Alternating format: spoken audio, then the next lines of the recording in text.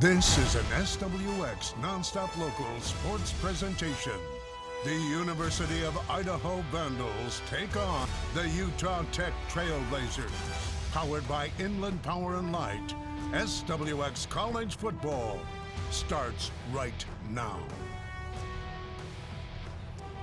You blink and 50 years goes by, and today the Idaho Vandals celebrating 50 years of playing football here at the Kibbie Dome in Moscow. And we've got a bout for you that'll be a conference battle next year, a non-conference game this year as Utah Tech has made the trip to take on Idaho. College football on SWX is presented by Inland Power and Light Company, powering our communities since 1937. We welcome you inside the Kibbie Dome, everybody, joined by my broadcast partner, the coach Adam Shackelford. I'm Austin Getz.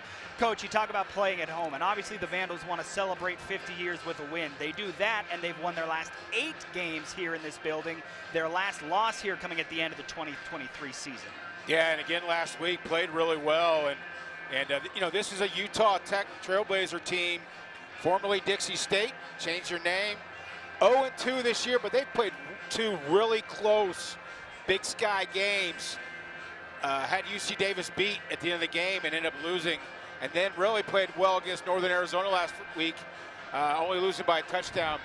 A lot of athletes on this team. They're trying to build something here. I think it's going to be a fantastic game today. Yeah, head coach Lance Anderson and the Trailblazers getting some advanced scouting for next year when the Trailblazers join the Big Sky Conference. Settle in, everybody. We got a good one on tap. Both these teams have played 2 very close back and forth games through their first 2 weeks. It'll be Utah Tech to kick off, and the Idaho Vandals sporting a jersey that's an homage to the 1975 squad in the gold tops will be receiving.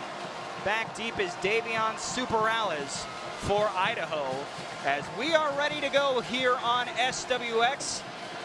The Vandal marching band getting the crowd to their feet as we are set to go here. 50 years of football here in the Cathedral of College Football.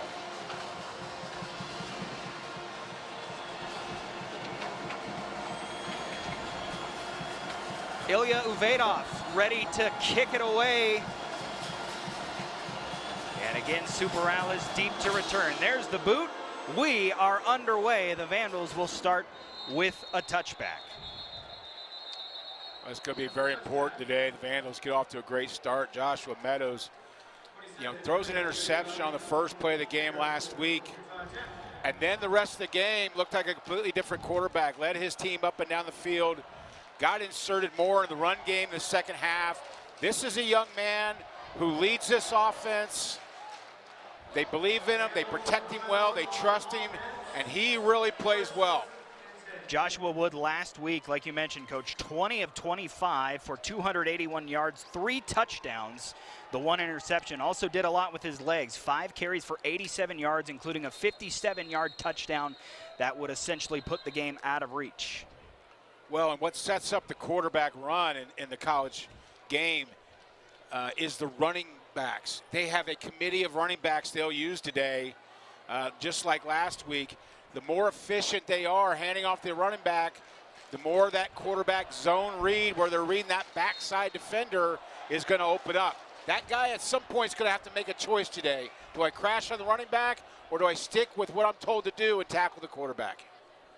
First play from scrimmage coming up for Idaho. It is a handoff to Eli Cummings, who spins off a tackler, goes forward for 5 yards. Now, Cummings was productive early in the game last week, Coach, but then the Vandals just wanting to make sure he didn't get banged up too bad. We didn't see much of him in the second half, but the benefit is when you have Art Williams and you have Nate Thomas, who we'll talk about, you're able to keep those running backs fresh. What a nice advantage to have as an offensive coordinator, knowing that when one guy gets banged up or one guy's a little tired, you've got 3 guys that can do it, come off the bench, and you don't miss a beat. 2nd and 5 for the Vandals. Woods spins away, throws out to the flat, but a tackle for a gain of just 1 yard after Cummings hauls it in. That was a nice play made in space by Utah Tech. Aiden Aguayo with the tackle. Yeah, that time Utah Tech playing zone coverage, and Aiden Aguayo is just a flat player, meaning he's going to play about 5 yards off the line of scrimmage. That time, you know, really a nice call against man coverage, but a good job by Aguayo to stay home there and makes a really nice tackle. So it's a 3rd down and 3 as Utah Tech's trying to force the Vandals into a 3 and out on their first possession. Joshua Wood drops back, pressure coming, steps up through the pocket, goes forward, right at the marker. Looks like he has just enough. Wood is able to move the chains, get a first down for his squad coach, and he had to take a lot of punishment to do it. Yeah, that time they ran a mesh route. They ran 2 unders. It's a rub route. Everybody runs it. He doesn't like what he sees, and he just pulls it down. And you can see he knows where that yardage is and does a great job fighting for those extra inches. Dalen Love laying a big hit on him as he got to that marker, just able to move the chains. Eli Cummings back on the field for the Vandals. Wood trying to escape pressure, throws it out and over the head of Ryan Jesiaro, his intended receiver. That'll bring up 2nd down. Well, last week we saw the Vandals take advantage of the flat route, the throw to the sideline so many times last week. Looks like obviously, you know, a lot of film study. I don't see Utah Tech giving that up this week. I think they're going to have Aguayo and their other corner in that flat to make sure there's no pitch and catch from this Vandal offense. 2nd and 10. Vandals on their own 35-yard line. Play clock down inside 5 seconds as Wood waits for the snap. Hands off, Cummings with nowhere to run. He's dropped after maybe a gain of 1. Their first for the Trailblazers, Fasitotai Sagapalu on the tackle and the stop for maybe a gain of a couple inches. Well, and this is a big front for Utah Tech, 6'2", 305, 6'1", 312, 6'2", 282, all upperclassmen. They play a 3-man front with 4 linebackers, and that gives them ability at times to do what they're doing now, walk a linebacker up and show a 4-man front. You can do a lot of different things in this 3-4 defense. 3rd and long. Wood gets away from a man, sets up, pump fake, keeps his feet alive. He's now across the line of scrimmage, fights for the first down. Joshua Wood with another 3rd down conversion gets the Vandals to midfield. Well, we talked about his running last week. This time, he just makes something out of nothing. Kind of a prevent defense there as they get a good pass rush there by number 20, Dylan Havia, and he just makes something out of nothing here. Breaks the pocket, gets outside, a little pump fake to hold those DBs, and again, fights for that first down. Methodical drive so far for the Vandals. No plays longer than that last carry by Wood. Here's a handoff. Eli Cummings looking for that explosive as he's up into the 2nd level. A first down carry inside the Trailblazer 40. Nice job by number 51, Leon Evans. 52, Keegan Henson on that side of the line. Getting up, nice combo block to the linebacker. And the success last week of Joshua Woods running the football has opened up the middle with the running back early in this game. Again, you have to make a decision. You've got to make a choice. Really tough to stop both. And right now, Elijah Cummings kind of running at will inside those tackles. Vandals stringing together a few good plays here. Play clock down to 5 seconds. Wood calling out some kind of adjustment on the line. Gets the snap off and will hand it off. Cummings this time, not as much room to run. He's dropped right at the line of scrimmage as a host of Utah Tech tacklers there first. Well, the last 2 weeks, Utah Tech giving up over 400 yards on defense, giving up over 30 points a game. They've got to get those averages down if they want to compete the rest of the season. 163 yards given up last week on the ground. They've been exposed early in this season that they have trouble stopping the run, and I think that's why you're seeing so much of it early from the Idaho Vandals. Redshirt senior Cody Carlson on the tackle there for Utah Tech. As the Vandals send a man in motion, here's Wood over the middle, squeezes it between a couple of defenders, and ball came out late, but believe he was down. Still waiting on the call here. Well, I think this could be interesting. This might be something they're going to have to look at. They're marking him down, but it's tough to see when exactly that ball came out. So they do say that his forward progress was stopped. That was Marquand McCraney on the reception, but now a stoppage as they might take a look at this. Well, and this is an interesting review because they're calling forward progress for a reason. Not because a knee is down, not because an elbow's down. I think it's going to be tough to determine where forward that ball progress might be is. out, Coach. That ball is definitely out. Now it's going to be a judgment call from the booth of, was forward progress stopped? That's going to be a really tough call, I think, to overturn. Yeah, I originally thought he was down, but you're right. That ball clearly out before Marquand McCraney hit the ground. But once again, always important what the call on the field was, and the call, according to referee Mike Besner, was that McCraney's forward progress was stopped. Now, if they are able to determine that his forward progress was still moving forward, and that ball is out with a clear recovery by Utah Tech, this would be Trailblazer football. And a quick remove of the headset. We already got the call coming up here from Besner. Forward progress was ruled on the field. By rule, it ruled the Idaho's ball 3rd down. Okay, so they did uphold it, and again, no question that ball was out, Coach, but they must have just thought that McCraney was essentially stopped and the play was whistled dead there. And that's where it's tough. And when you hear these reviews, usually you hear words like confirmed, upheld, stands, and those are all different, obviously. Confirmed means we saw it on film. Stands or upheld usually means there wasn't enough video to change our opinion on what the refs saw on the field. The positive for Utah Tech was the tackle did bring up 3rd down, so they've got Idaho and another 3rd down. They hand it off to Art Williams. He's forward for a couple yards, but he's short of the line to gain. So an interesting decision early in this ball game for head coach Thomas Ford Jr. and offensive coordinator Matt Linehan. This will be a 4th and a healthy 2 or 3 yards. You wanted to kick it from here to be about a 48-yard attempt. It looks like they're keeping the offense out. And they're bringing in a second tight end, bringing in some sort of 12 personnel, 1 back, 2 tight ends. Vandals have gone for it twice this season on 4th down. They've converted once.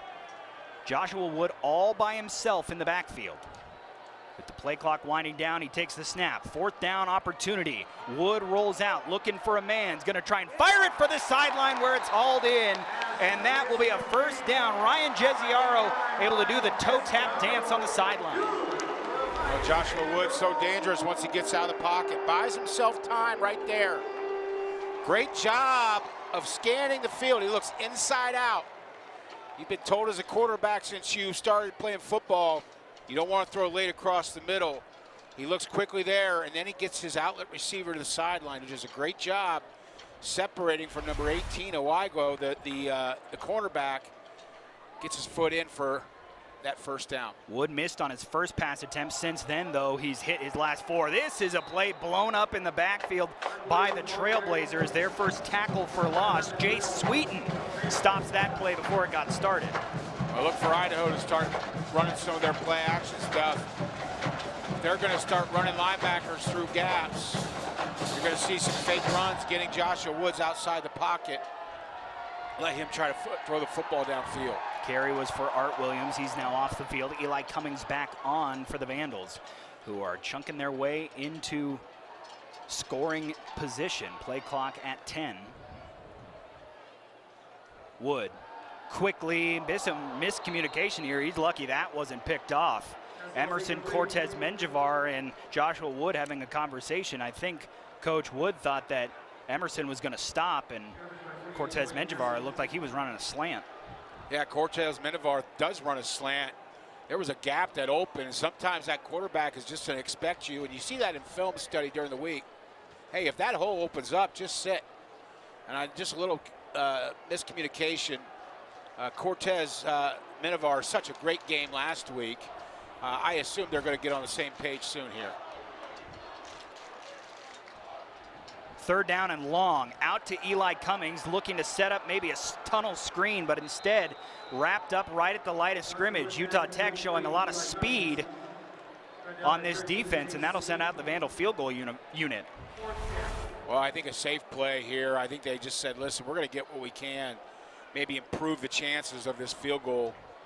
First drive of the game, take the 3 points and move on. This is no chip shot. This is going to be a 43-yard attempt from Cameron Pope.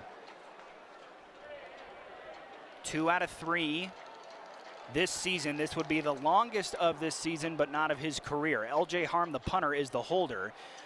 Pope's boot is away. It's on the way, and it is no good. So Utah Tech with a stop and a chance to get on the board first when we come back. Early first quarter here, the 50th year of football in the Kibbie Dome.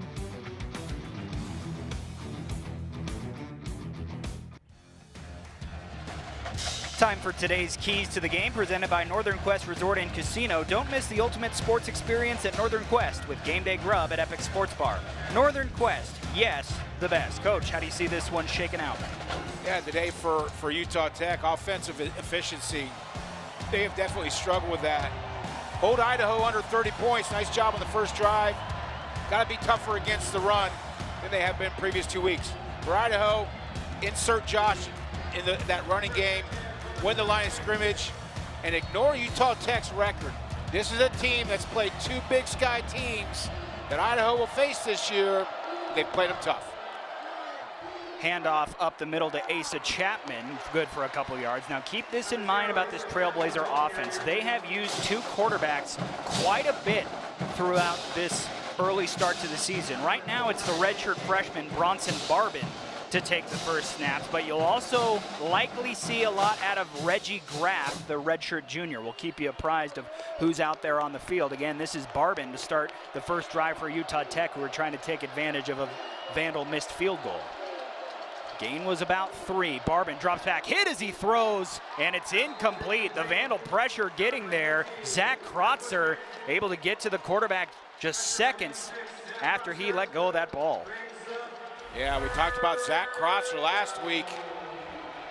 The effort from that young man is every play, and he is a relentless football player. Whoever's across from him is always going to have a tough day. It'll bring up third down as the Vandal crowd trying to get into it.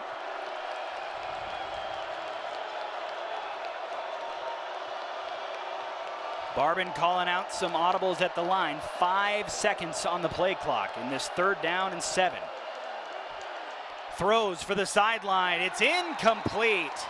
And the Vandal defense picking up the offense after the missed field goal. They'll force a 3-and-out and a punt. At that time, a miscommunication on the throw. They brought the H-back or tight end back inside to help with protection.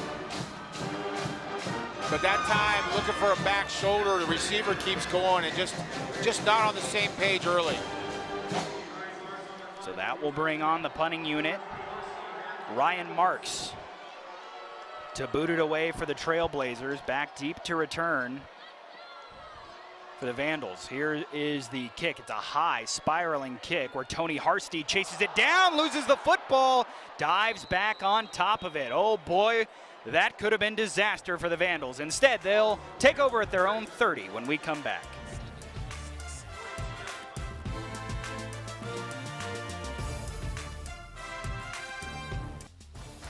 Today's coverage of college football is brought to you in part by First Federal Bank. Earn an incredible 501 annual percentage yield with First Federal Bank's reward checking. Visit bankfirstfed.com/rewards to learn more. And by Fairfield by Marriott, your place in the Palouse in Moscow.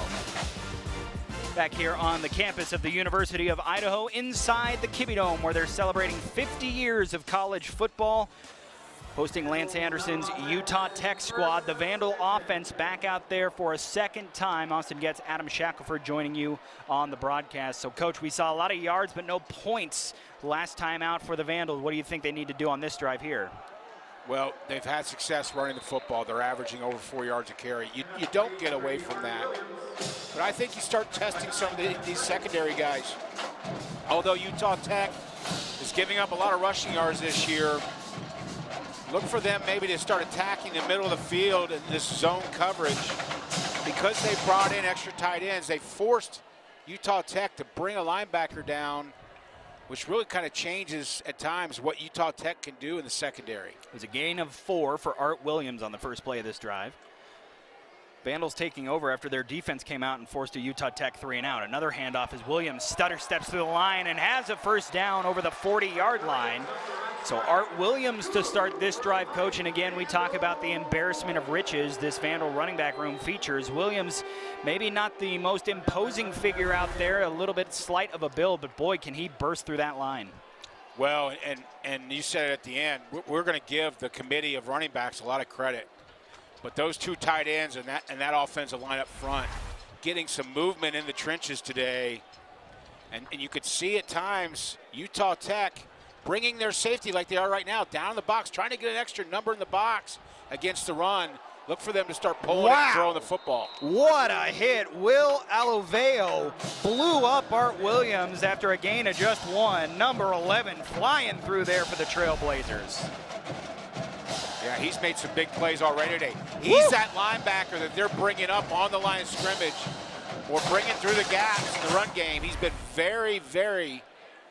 moving him around. He's been very active today at that outside linebacker position as you see him lined up here at the near end. So 2nd and 9 after the carry of just 1. Haven't seen Nate Thomas out there on the field. Keep that in mind. Another handoff. Williams this time with room to run up to about the 50 before he's dropped.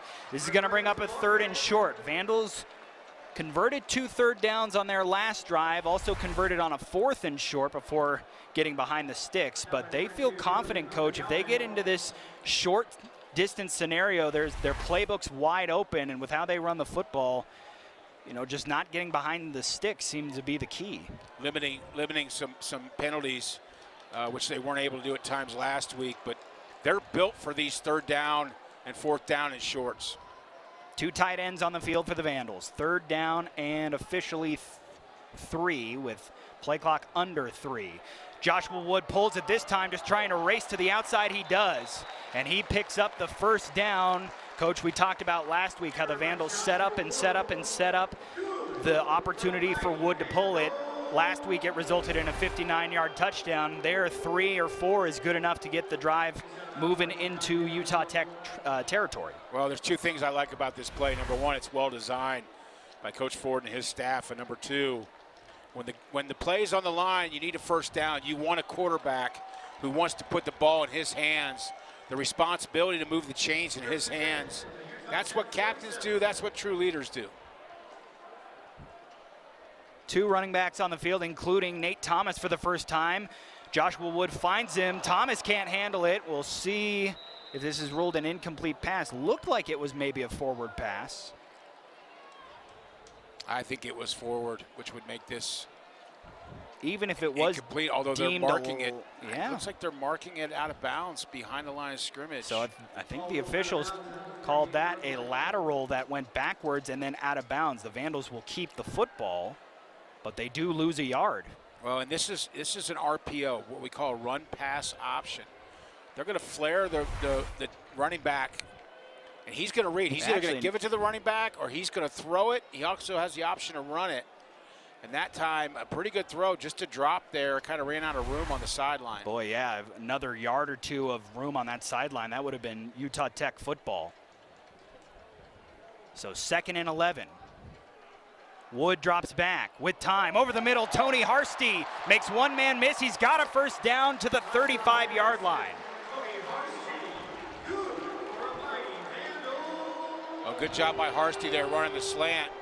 You know, last week when they needed plays, Tony Harsty seemed to be the guy. It was Emerson Cortez that was really consistent last week, but it seemed like when they needed a big play, that's the direction they went. And again, a nice play bailing them out after a 1st down loss. Harsty last week catching his 1st career touchdowns on the season. Now he's over 100 yards receiving with his 8th reception right there. Nate Thomas still out there for the Vandals. Joshua Wood in a very clean pocket with all day, but sails this throw over the head of Emerson Cortez Menjivar. And that's an incomplete pass, 2nd down. Menjivar doing a great job there of finding the hole in the zone. It's a deep curl route. He's going to sit. It's just an overthrow by Woods. 2nd and 10 here. No harm done. They're going to bring in some substitutions. They're going to take out some of their bigger tight ends, bring in more of a get downfield type receiving core. Keep an eye on Ryan Jesiaro. He's actually off the field up top. That's Gabe Hoffman. And here's a handoff. Nate Thomas trying to get around the edge. Won't do it. Utah Tech, coach, they run very, very well sideline to sideline. This is an active defense, and I thought maybe this is one of those times where Joshua Woods should have pulled that ball and kept it. Nobody taking the quarterback there. I think if he pulls it right there, boy, he might score. Those are the kind you want back. And there are also times where that running back, as a quarterback, you try to pull, that running back just grabs it and goes. Those are mesh things, what we call mesh, that they're going to have to work out on the sidelines in between series. Moon Ashby on the tackle that time. It's a gain of just 1. So a 3rd and long for the Vandals. And Utah Tech brings the pressure. Woods stands in there and delivers a strike to Emerson Cortez Menjivar, who's got a first down. And on his feet, he's down inside the 15-yard line. Another 3rd down pickup by these Vandals. Well, what do good receivers do? They do a couple things, especially in college football. They find the hole in the zone, and then once they catch it sure-handedly, yards after catch. And number 7 for Idaho is about as good as it gets. We're through 1 quarter here at the Kibbie Dome. No score. Vandals in the red zone when we come back.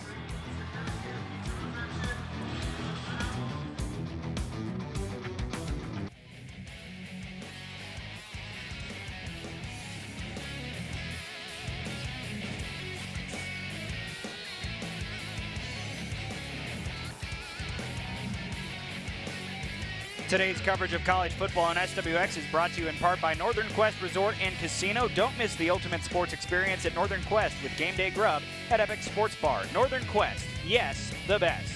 First play of the 2nd quarter here. Idaho Vandals trying to crack the scoreboard for the first time. Joshua Wood, good for another first down or just close to it. Maybe 2nd and 1 coming up. Coach Adam Shackelford and myself, Austin Getz, joining with you. Coach, we were just talking about that first quarter flew by, kind of snuck up on both of us, but this is an Idaho offense with the high completion rate and how much they keep it on the ground. They will chunk off an 8-minute drive if you let them. Yeah, not only will they chunk off a good piece of time, right now averaging over 4 yards a carry, moving the ball at will. Good job there faking the jet sweep.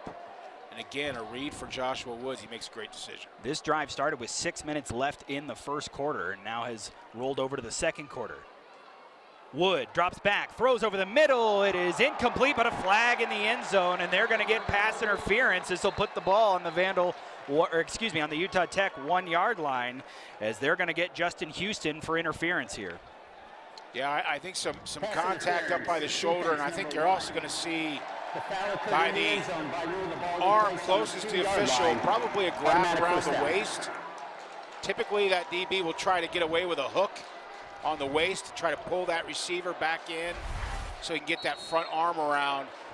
That's kind of what you see right there as you see the hook. It's a good call right in front of the official, a call that has to be made. Here comes Rocco Koch, the bruiser quarterback, if you could say that. The redshirt freshman takes over in these goal line scenarios quite often for the Vandals. He's looking for a lane, bounces outside, trying to get to the end zone. He's short, does get positive yardage, but the Trailblazers able to keep him out. It'll be 2nd down and goal. Yeah, Daniel Thomason, a 6'3", 210-pound senior there with a great extra effort at the end to kind of clean it up right there. I think he may dive over with the ball in the end zone there because he's only got one guy around his shoestrings, and a nice effort there by Utah Tech at the end to keep him out. Koch remains in the game, as does Hayden Kinchelow, who uses a lead blocker here, but movement before the snap, and this could back the Vandals up. They're going to get one of the fullbacks here, lined up in the A-gap. Leaned a little bit, got forward movement, obviously can't have any of that before the snap. He's going to get called for the 5-yard infraction. Mike Best. False start. Offense number 37. 5-yard penalty. Idaho also does a really good job of substituting. They have a lot of personnel groups. Most of them are to get extra guys in the box, and what I mean by the box is to bring that defense in and force them to play the run. Coach Ford does a great job. Substitution is hard. We saw a lot of it last week out of St. Thomas as well. But this young coaching staff seems to have it down. So Joshua Wood back out there at quarterback for the Vandals as they backed off the goal line a little bit. He'll drop back to pass. Fires, got his man, touchdown Idaho! Ryan Jesiaro with the score. No flags here. Vandals first on the board. A nice under route by the tight end. And a really nice decision.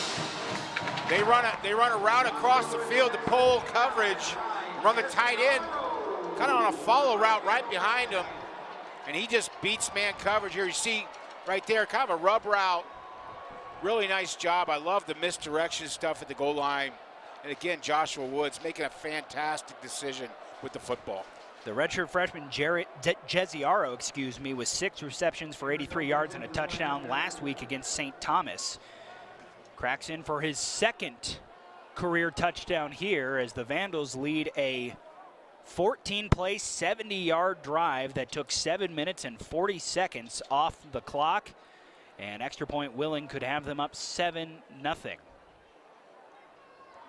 Cameron Pope on to boot the extra point through. It is good. Idaho on the board first, 7-0. We'll see how the Trailblazers respond. Joshua Wood to Ryan Jeziaro.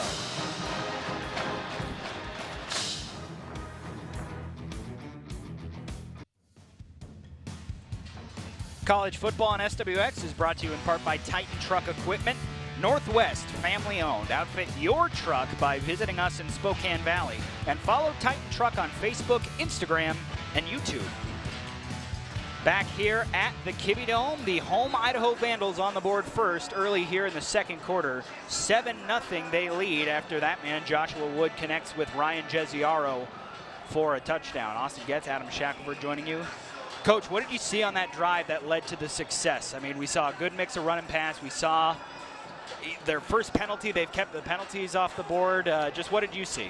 Well, exactly. You know, last week so many times we saw 3rd and 15 and 3rd and 17. They've stayed away from that, staying on schedule with the change.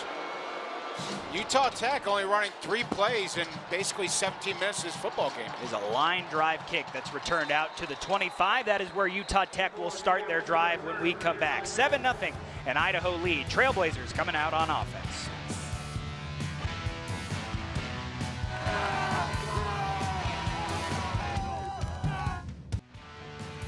Time for today's Impact Players, presented by Northern Quest Resort and Casino, the Inland Northwest premier destination for gaming, dining, and entertainment. Coach, we already called one of these guys' name, Dallin Havaya's name, a lot when Utah Tech was on defense. We'll see what they can do on offense coming up here. And Nate Thomas, haven't seen a lot of him yet, but no coming back from injury. The Vandals are maybe just going to spell him a little bit. Only 5 carries last week, but got off the field healthy. Yeah, and Dallin Havala, already 3 sacks on the season. Very active player for Utah Tech. They're going to need him today against this Idaho run. This is only Utah Tech's 2nd drive of the game. Their only drive of the first quarter only gained 4 yards. They'll match that right here with a first down carry for Asa Chapman. Actually. Yeah, nice run play, averaging 4 yards a carry. Trying to establish some identity here early in the game on offense. That was actually Chris Street, my apologies. Utah Tech, we talked about how the Vandals really just use up all that clock. Only ran 3 offensive plays in that first quarter. Here's a handoff on the jet sweep, but oh, blown up in the backfield. Mitchell Jaskoyak erasing that play. It was actually Cruz Hepburn. Yeah, Cruz Hepburn doing a great job from that Mike linebacker position. And we talked about it a little bit last week, Austin, about how well this Idaho defense runs sideline to sideline. Great angles, great pursuit by this defense led by Isaiah King. Hepburn, the Lewiston Bengal product. 3rd and long as the Vandals try to match their first 3 and out with a 2nd. Here's Bronson Barbin to pass. Backside pressure coming. He'll throw for the sideline. What a strike that was. And that will move the chains for Utah Tech for the first time today. That throw right on the money to Eric Olson. Well, that time they got Olson matched up on Isaiah King. And what Isaiah King does well is he plays in the box. He's tough against the run. He's very athletic. What he's going to struggle with is when he's got to play man-to-man coverage against a receiver because of his height. He's going to struggle a little bit man-to-man, and there, just a nice throw by Utah Tech. And the first completion of the day as well after not able to connect on Barbin's first 2 attempts. They'll throw out to the flat this time. It'll go forward for a yard or two before Deuce Blenman's able to get the ball carrier down on the ground. That is Brenton Stone on his first touch today. Well, this is an offense from Utah Tech that hasn't had a lot of problems scoring points this year. They've done a pretty good job with yardage per game. Their defense has struggled giving up big yards. Doesn't seem to be a lot of time of possession for this Utah Tech offense, as we see that today as well. We talked about two quarterbacks. Here's Reggie Graff, the lefty, throws over the middle, and it is incomplete. But we talked about two quarterbacks. This is the redshirt junior on the season, 16 of 29, now 16 of 30, 125 yards, 2 touchdowns, and an interception. He's a bit more of a runner with almost 100 yards on the ground, but it's not like when he comes in, Coach, it's a tell that they're going to be running the football with the quarterback. Yeah, you're going to see either run or play action as they substitute quarterbacks here again on 3rd and long. Yep, this is Barbin back in there. So the redshirt freshman back out on the field. Kind of easy to tell them apart when one's a righty and one's a lefty. Play clock under 10. Vandals bring the pressure. Barbin hit as he throws. Tipped and nearly intercepted. And absolutely despondent out there after not able to haul that one in is Caleb Ricks. Well, Bronson Barbin took a shot, a clean shot. Good job by Idaho to lower that helmet and get a nice shoulder tackle on Barbin, but he took a shot as they bring pressure. That was Hayden John from a safety position. Yeah, nice job bringing pressure there on 3rd and long. Got to have a lot of confidence on 3rd and long to bring that kind of pressure. Got to have a little confidence in your secondary. Ryan Marks on to punt again. Remember, the Vandals muffed their first punt. It did not result, though, in a turnover. Harsey able to haul this one in, but tackled immediately. Vandals taking over at their own 10-yard line with 10.5 minutes remaining here in the first half, up 7-0.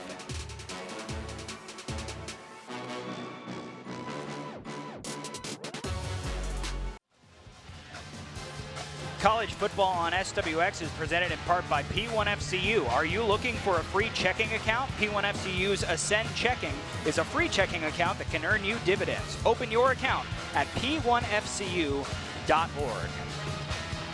Austin Getz and the coach, Adam Shackelford, joining you on the broadcast. There you get a look at the coach, Thomas Ford Jr. His Idaho Vandals up 7-0 as they start drive at their worst field position so far of the day on their own 10-yard line after the defense forces another punt.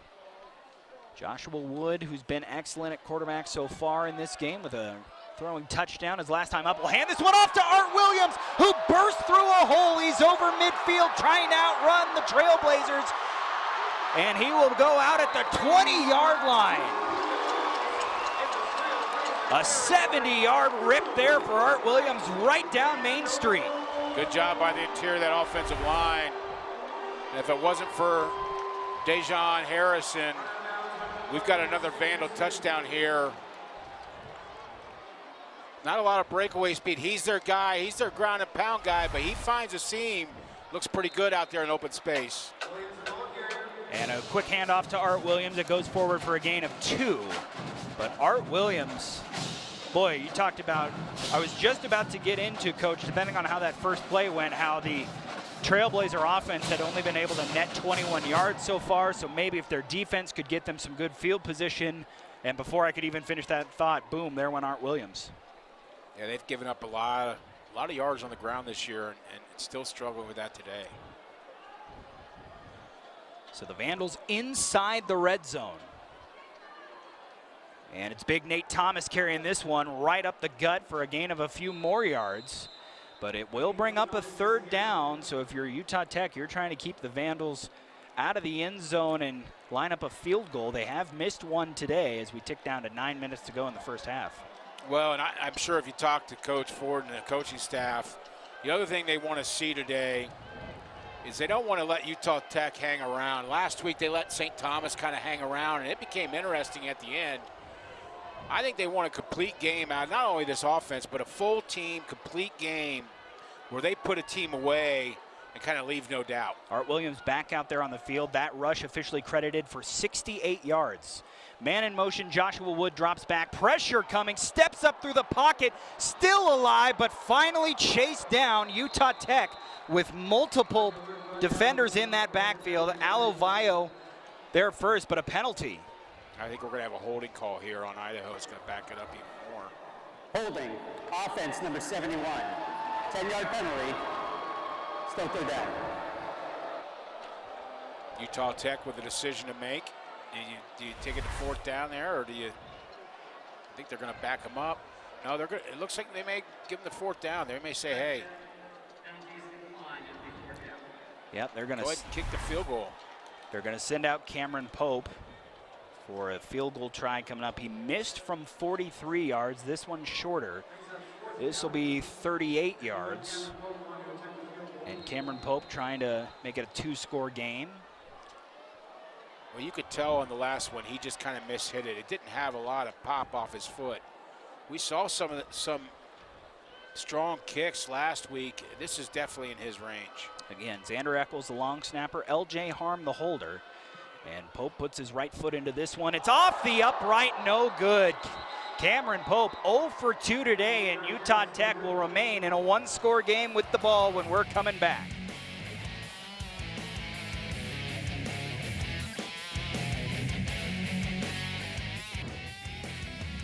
College football on SWX is presented by Inland Power and Light Company, powering our communities since 1937.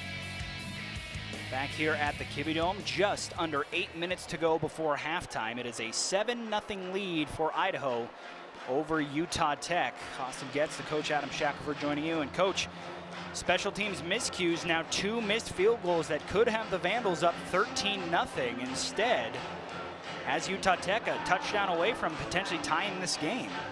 Well, and everybody's going to concentrate on the kick, but the reality of it is Idaho has not shown the ability on a couple drives to move the chains and get themselves, and then, you know, a holding call. Things they did last week that kind of cost them and let St. Thomas hang around. Maybe we're seeing some of the same stuff here. Here's Reggie Graff, who spins off a tackle attempt, and that's a carry for about 15 yards. Deuce Blenman hit him right at the line of scrimmage, but Graff kept the legs moving. As they have an offensive lineman kind of gets up, number 79 there, gets up kind of ginger as maybe an ankle injury. My apologies, that was actually Aaron Kinsey, not Deuce Blenman on the tackle attempt. But Reggie Graff, this is the first time we've seen him start a drive out there for Utah Tech. With a good pick up there. He'll run it again, going student body left, and this one's good for a couple of yards. Well, he's definitely in there to run the football. As Barber now comes in on second and long. But a nice 2 runs there. Really, their best progress they've had offensively in the game so far. Absolutely. Coming into this drive, they had only 21 total yards of offense and are only a few yards away from matching that here on their 3rd offensive drive of the game. Here's Bronson Barbin back in at quarterback. And he'll fake the handoff, throw it out quickly to Olsen. He's got positive yardage here, but is dropped hard by Cruz Hepburn. It'll bring up a 3rd down. Yeah, it's a second big catch for Olsen. Looks Eric Olsen, a 6'5", 230-pound junior. He's had a great year, a great start to the year so far. Seems to be Barbin's main target when he's looking for a play. Trailblazers 1 of 3 on 3rd down so far in this game.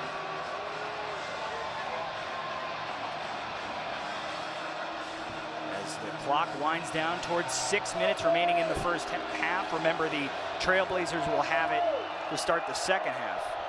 This is Chris Street in the backfield. Play action, Barbin rolls out, finds Street, who juggles it a little bit, but is able to haul in the pass, and that'll be a 1st down for Utah Tech, their best drive of the day. Yeah, Tanner, I think just got possession before he went out of bounds. Bobbles a little bit, like you said. That's pretty close. Not sure he had that ball completely secure as he gets out of bounds.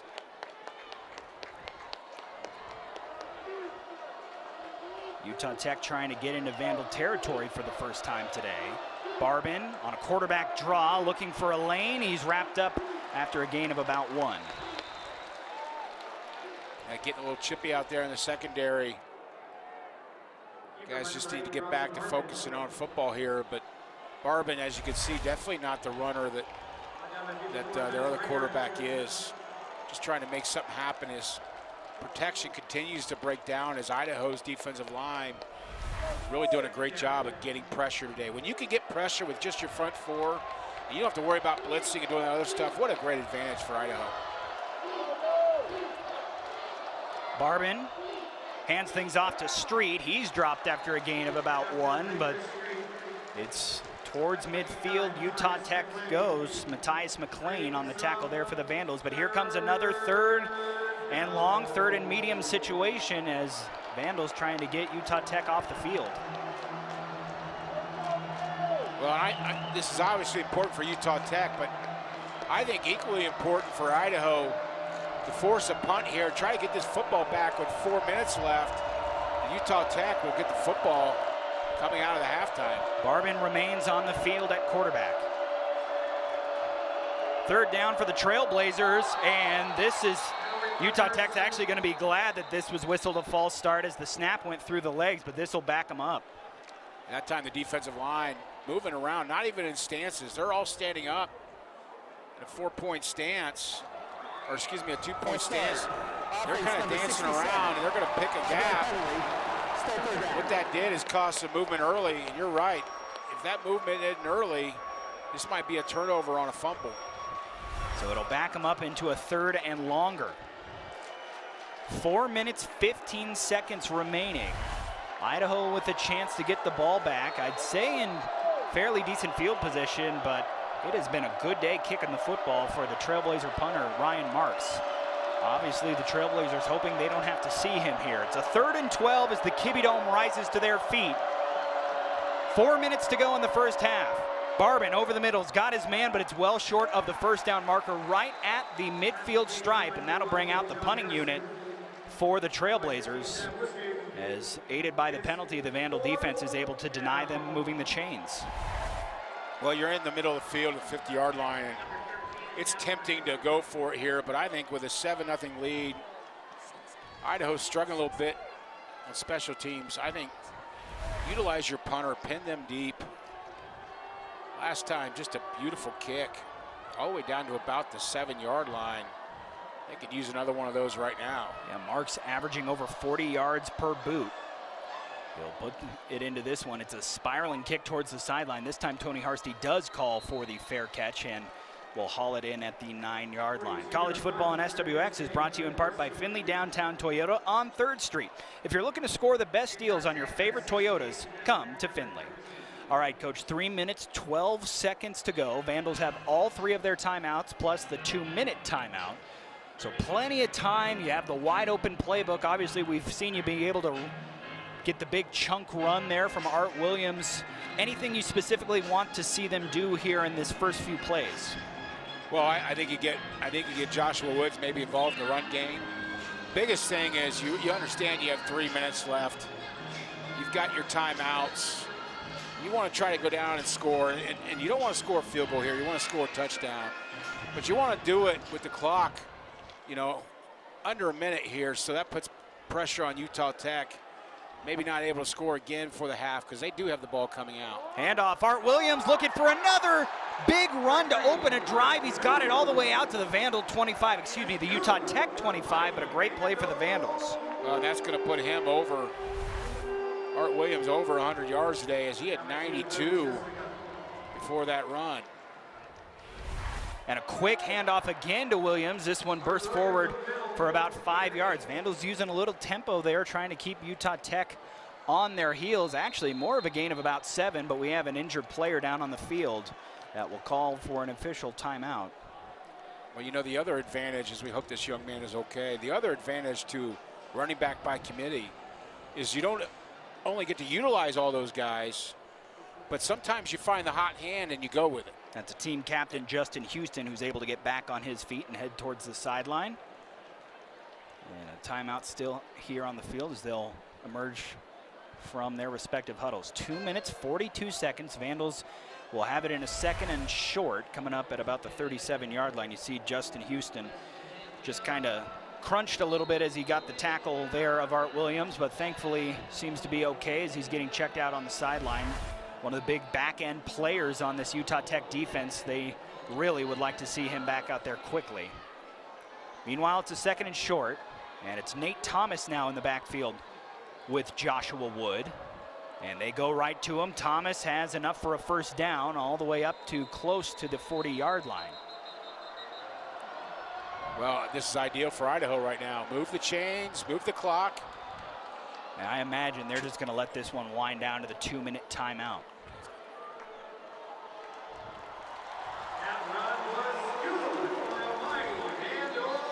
That'll take us to the 2-minute timeout.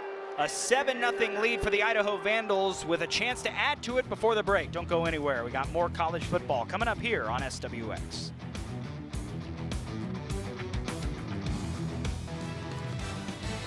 Today's presentation of college football on SWX is brought to you in part by Inner Demon Motorsports, located in Hayden, Idaho. Inner Demon Sports, powered by Heatercraft, will keep you warm in your UTV or boat year-round.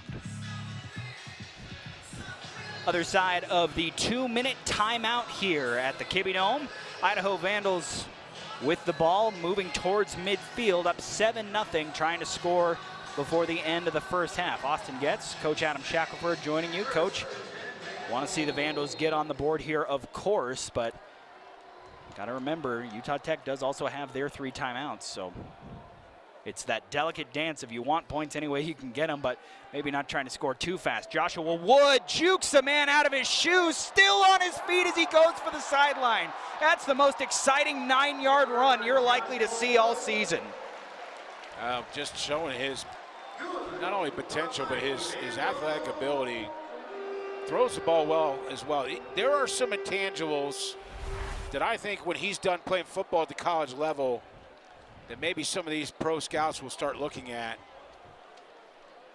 A lot of teams nowadays going to this style quarterback. And credit to right guard Leon Evans as well, trying to keep the blocks alive down the field. So now the clock ticks down towards 90 seconds. The Vandals right at midfield. Be quick, but don't hurry, they say. Also want to mention that Justin Houston, who was banged up, is back out there on the field. Tony Harsty with a catch of 12 yards gets them in to Utah Tech territory. Well, nice job. The first down will stop the clock. They're not in a hurry, but they're not taking their time either. This is a situation where they can quick huddle. You're going to get the ball down inside the 10 with about 22 seconds left to give you 3 legitimate plays with at least one of your timeouts to try to score a touchdown. Clock will wind down towards 1 minute by the time this ball is snapped. Wood, handoff. Art Williams trying to look for a lane. Forward for about 5 yards, and we'll see if Thomas Ford Jr. calls his first timeout. He will. So that'll stop the clock with 53 seconds remaining. Vandals moving methodically here as it's been a well put together drive. Still not quite in that field goal range, though. Remember, Cameron Pope has missed both times he's attempted field goals of 43 and 38 yards. Yeah, I can't say enough about the organization of this young staff. I know that Coach Ford, a young head coach, getting his opportunity, making the best of it. These are things you practice during the week. Every Thursday you do a 1-minute period where you practice. You've got defense and offense. Defense has different responsibilities, obviously. Trying to keep you out of the end zone, force a field goal attempt. Offense, it's about tempo. It's about using your timeouts at the right time. It's about getting down to where you need to be to strike before the end of the half. These are things that are practiced. And this is a coaching staff that is all on the same page and really doing the right things with time management. And you don't see that a lot these days in college football. A lot of mistakes made. I'm very impressed so far this season with Idaho. College football on SWX is sponsored in part by Pella Windows, your local windows and doors experts to make your life brighter. Out of the timeouts, Vandals have 2 remaining and facing a second down here at the 34-yard line. Wood to pass. The protection holds up, fires for the sidelines, got his man. It's Jesiaro who has the touchdown, and he's down to about the 20-yard line. Another move of the chains as Joshua Wood is in some kind of rhythm. Well, it'll also stop the clock there again as they go a little more hurry up with 44 seconds left. Yeah, quickly back to the line of scrimmage. And a snap before things really get set. Nate Thomas looking for the corner. Up to the second level. Nate Thomas down inside the 10-yard line. And again, we'll stop the clock. And a timeout taken here. I believe it was by the Vandals. So that is their second charge timeout. 33 seconds remaining. This is just textbook 1 minute offense. Getting it down inside the 10, under 40 seconds. Just really a great job, not only by this coaching staff again, I can't talk about it enough, but Joshua Woods leading his troops. Play calling's been excellent on this drive. They have a plan and they're executing it. They know that Utah Tech struggles stopping the run. You don't have to abandon the run in the 1 minute. You don't have to air it out. You've got to be smart, especially when you don't make mistakes early in the half and you can keep your timeouts for situations like this. Just an excellent job by the Vandals. Vandals have rushed for close to 200 yards in this first half, and they're averaging 7.5 yards per carry. It is a goal-to-go situation from the 7-yard line, so no more stoppages of the clock from the first down. Wood stands in the pocket, fires. Wow, what a play by Houston in coverage. He was looking for Art Williams, but Justin Houston denied it. Yeah, that's a nice play there. I think was that one, Dejon Harrison? It was Justin Houston. Okay, Justin Houston with a nice play. I'll tell you, they've got some DBs and some safeties that are just long. You know, tall, long arms. Here he ran a smash route. He faked the under, smashed back out of it. It's a play you used to watch Danny Amendola and those guys run with the Patriots all the time. Wes Welker, great job by the defense to get a piece of that ball. 30 seconds remaining. Wood fires over the middle, just a bit high of his man. He was looking for the slant over the middle, just not quite on target for Nolan McWilliams. A little bit of contact there, but really pretty good defense. I think might have been rewarded with a flag if that ball was a little more catchable. I think it's a good call by the official. As you can see, the Utah Tech coach is now trying to gain an advantage in this 1 minute situation, forcing a 3rd and goal from the 7.5-yard line. Again, a field goal, not a sure thing in this one. It would be the shortest of the day attempted by Idaho, but they have had troubles in the kicking game so far. A 3rd and goal. Wood rolls to the right, looking for his man, fires for the end zone, and it is incomplete. And that will send on the Vandal kick team. We'll see if Cameron Pope can connect on this one. A 25-yard attempt. He's missed from 43 and 38. Well, these missed opportunities to score touchdowns. It hurt them last week. Sorry, Coach, I actually have to say this is Owen Forsman. Yep, we got a left-footed kicker here. Yeah, the Owen Forsman from Lakeland High School in Rathdrum to try and attempt this short boot.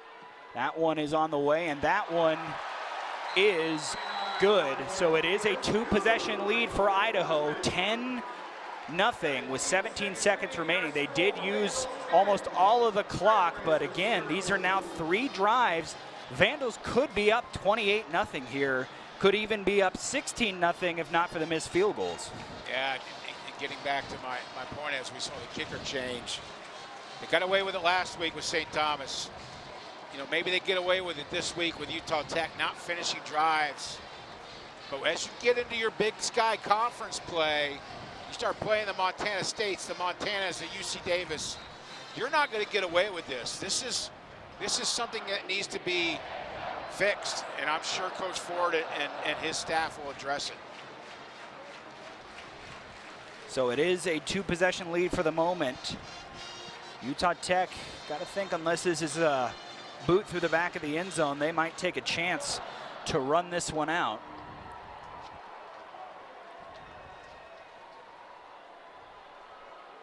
I would look for them unless it's just a really good return. Jakeo Mitchell back there, as is Bretton Stone. Deep boot, way deep into the end zone. And they will kneel it down right there. So it'll be the 25-yard line again. The Trailblazers do have their timeouts if they want to see if they can get a chunk play real quick and maybe get a chance for a long field goal here at the end of the first half. We'll see what happens here as it looks like they are sending out Reggie Graff, the quarterback we've seen sparingly so far today. They're not lined up like they're going to take a knee, so we'll see what happens and how it affects the decision making. I would expect maybe just a quarterback run here to the left. Graff instead looking for a draw up the middle. Look at the speed on Reggie Graff all the way up to the 50. And a timeout taken quickly by Lance Anderson with 10 seconds remaining. And that very much changes things. Well, that's so upsetting for a defensive coordinator because you expect your players to understand personnel. You know, who do they have at quarterback? What does he do well? Things you talk about all week. Hey, if number 5's in the game, it's alert run. If Reggie Graff is in the game, especially with 17 seconds left and a half, he's probably going to run a draw or he's probably going to run a quarterback sweep. He's not going to throw the football down the field. If they are going to throw the football down the field, Bronson Barbin is going to be in the football game. And I know that's frustrating for coaches. A learning process for these players for Idaho. Yeah, Court Dennison, the defensive coordinator, has the defense huddled up on the sideline. And let's just say, Coach, that the words I was reading off of the DC's lips there as his team was coming over to him were not FCC appropriate. Well, that's why I always put a paper over my face. Correct. So 10 seconds. Utah Tech has 2 timeouts remaining. And we'll see what they do here. It's Graff remains in the game. He'll drop back, looking to set up a screen over the middle, and with plenty of room to run goes Utah Tech, and sliding down. Very smart play there by Asa Chapman because it will allow a chance to take a field goal with 2 seconds left. If he runs that, Coach, and doesn't get down, time would expire here. Boy, you want to talk about clock management at the end of the game, end of the half. We bragged on the Vandal staff. We have to give credit to this Utah Tech staff. Yes, they're down 10 points, but this field goal, if he can knock this down, will completely change the momentum of this football game. This is not a short boot. This is a 55-yard attempt. It would be a career long for Ilya Uvedov. Snap is down. Kick is on the way, and it is waiting for the signal. Still waiting. No good. Boy, I thought he made that. I kind of did too. It looked like it had the distance. And this is going to be tough. I don't believe that they're going to have an angle to review this just based on the geography of the Kibbie Dome. That's the end of the field that does not have the cameras behind the uprights. Here you'll get another look. See if you see yellow when the ball drops. That ball's good. He made that kick. They're going to review it, and they're going to get it. Yeah, he 100% made that kick. Vandals were running off the field thinking the half was over. They're pulling everybody back to their sidelines now. I think the Vandals were running off the field knowing he made that kick. Here we got another angle. Ilya Uvedov certainly thinks he made it. This would be a good look. Like Coach said, look for the yellow as it crosses. It's definitely straight enough. That's a good field goal. I don't know what they're looking at. He made that by a yard and a half. Yeah, that was a very, very good kick that should result in 3 points. Head coach Lance Anderson obviously pretty confident, a smile on his face. Got to think that this one will be overturned once they look at it. Frustrating. Sometimes all you can do is laugh. Frustrating end of the half by the Idaho Vandals. After almost 30 years of coaching, I've been frustrated enough where there's sometimes the only thing you can do is smile. You're that frustrated. You got 2 guys down there looking right at it.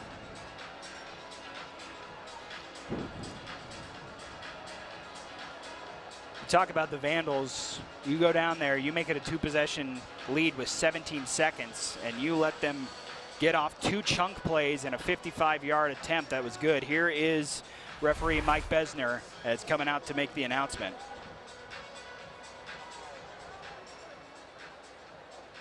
After review, the field goal did go over the crossbar, so it was good.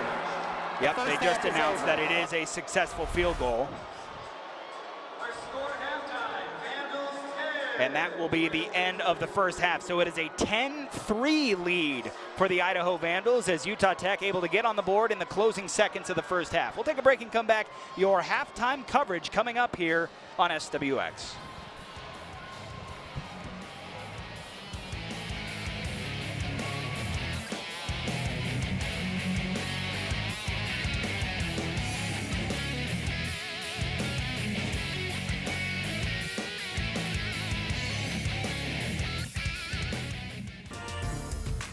Welcome to halftime on SWX, brought to you by Community Colleges of Spokane. Education designed with life in mind. Welcome you back here to the Kibbie Dome, where it's a celebration of 50 years here of playing football inside the dome here at the University of Idaho. Coach Adam Shackelford, Austin Getz. It's a very cool day here as they celebrate 50 years. Obviously, we talk about how much good memories people have in this building. Recently for the Vandals, the memories have been great. They're 7-0 in their last 7 games here. First year last year where they did not lose a home game all season, and just really cool to see a celebration of really one of the most unique experiences in college football. Well, I think that's the exact word I would use, Austin. Unique. This is a place, and what I love about college football is part of it, besides the band and that day, is the venues. You see some old footage here.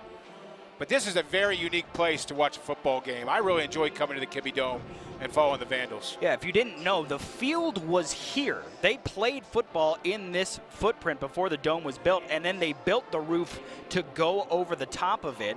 First game was against Idaho State, fitting opponent. That was back on September 20th, 1975.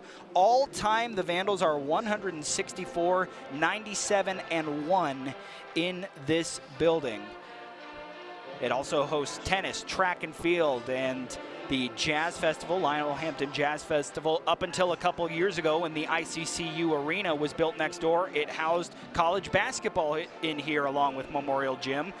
And again, you talk about it, Coach, just a really cool environment. Anyone around this area, and really anyone around the country, if they know about the Kibbie Dome, they want to get back. If they've seen a game here before, or if they've never gone, they say, I would love to catch a game there someday. Well, and it gets you out of the weather elements. You know, you don't have to worry about that. There's some advantages to watching a game here.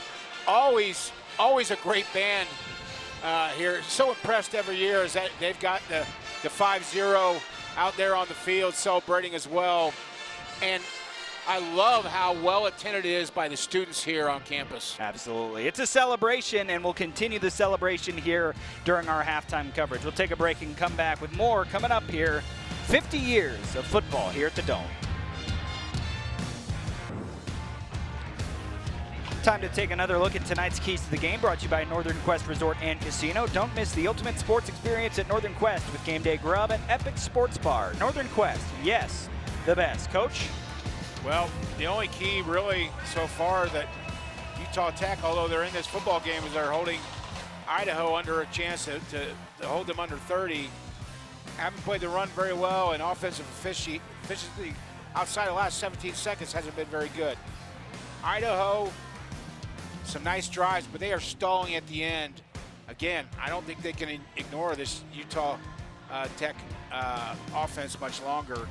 I think, again, they're letting teams hang around. That's scary.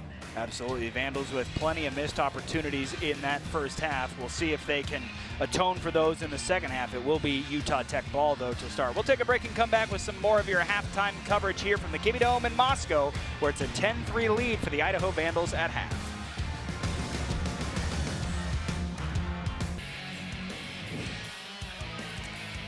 Tonight's coverage of college football on SWX is brought to you in part by Northern Quest Resort and Casino. Don't miss the ultimate sports experience with Northern Quest at Game Day Grub at Epic Sports Bar. Northern Quest, yes, the best.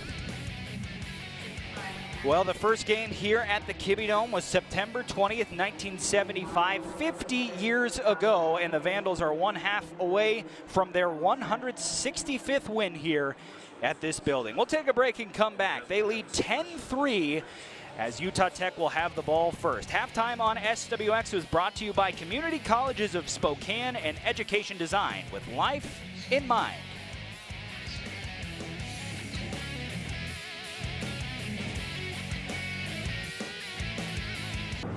College football on SWX is presented by Inland Power and Light Company, powering our communities since 1937.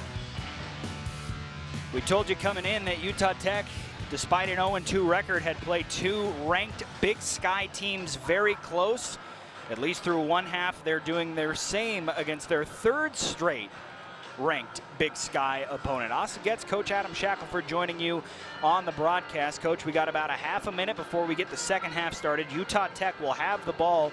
You think that last drive of that first half, where they picked up yards on quarterback draw and a screenplay, maybe unlocked something for this offense? Well, I think momentum switched a little bit. I think the energy, you can kind of see on the sideline, the energy has turned into some confidence here. I think it's going to be really important for the Vandals to try to squash that early by getting an early stop and force a punt on this first drive. Yeah, if you remember, the Vandal defense really dominated. To give them credit, they have not given up a touchdown in this game. And with multiple 3-and-outs and really never letting Utah Tech even threaten the red zone, they were doing very well, but all of a sudden, kicking off with 17 seconds left, you think you're going into the locker room up 10-0. Two big plays and a 55-yard career-long field goal. All of a sudden, it's back to a 7-point game. Here we go in the second half. It will be Trailblazer ball to start. As a run-up and a boot there by Owen Forsman to the back of the end zone, but taking this one out is Bretton Stone looking for room. He'll be dropped at the 15-yard line. The Vandal kick coverage unit flying down the field. So Utah Tech, despite having maybe that momentum at the end of the first half, will have to start with poor field position, Coach. Yeah, I think if the coach is looking down there to see if anybody says anything to the return guy, I assume they probably that deep in the end zone wanted to take a knee and get the ball at the 20. But again, what can the Vandals do here on defense to kind of squash this momentum? It's Bronson Barbin back out there. Remember, it was Reggie Graff who led that two-play drive that ended with the long field goal attempt. He'll pull it out, throw it out for the flat. He's got his man Olsen, who picks up a block, and he's got a first down. Here come the Trailblazers. And Olsen's been their guy. Not a lot of production on offense today, but he's been the guy with 3 big catches. Nice play action, just a nice RPO there. Get it out to him right now, let him run. Bronson Barbin was just 5 of 8 for 30 yards in the first half. Reggie Graff back out there now. Again, these Trailblazers rotate their quarterbacks often, and he's got 3 running backs with him in the backfield as well. Option look, he'll hand it off up the middle, short carry for a couple of yards before being dropped. That was Kona Crowell on the carry. As they rotate Barbin back in the game here. Second, and it looks like about 7.